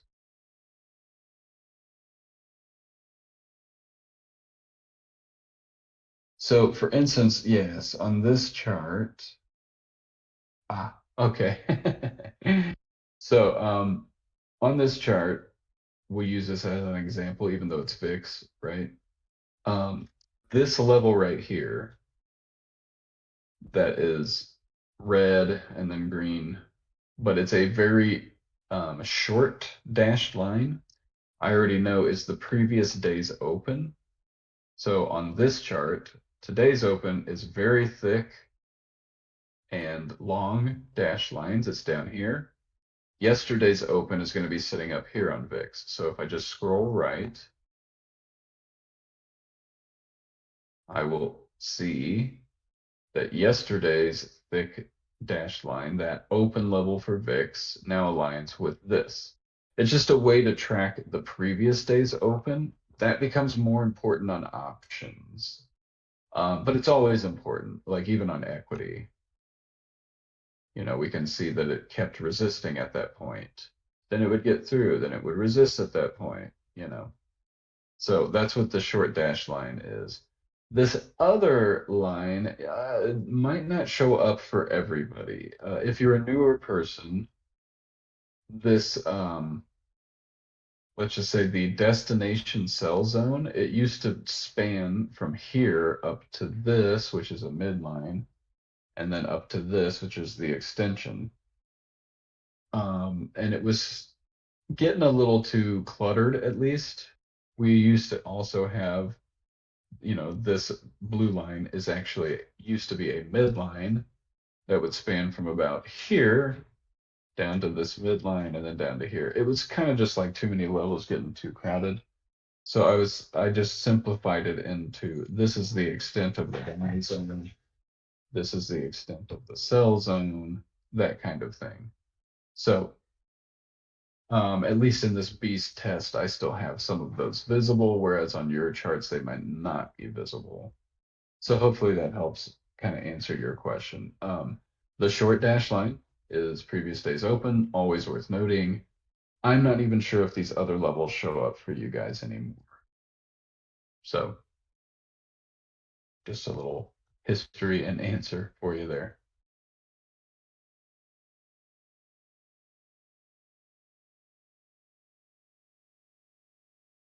So yeah, hopefully that all helps. And I think we've got to all of the questions and answers. Thank you again, everybody, for tuning in. I know it's late. We made it till midnight. Cheers. It's Sunday. Go get some sleep. Appreciate all of you. Thanks for tuning in. And as always, we'll see everybody in the chat come Monday morning.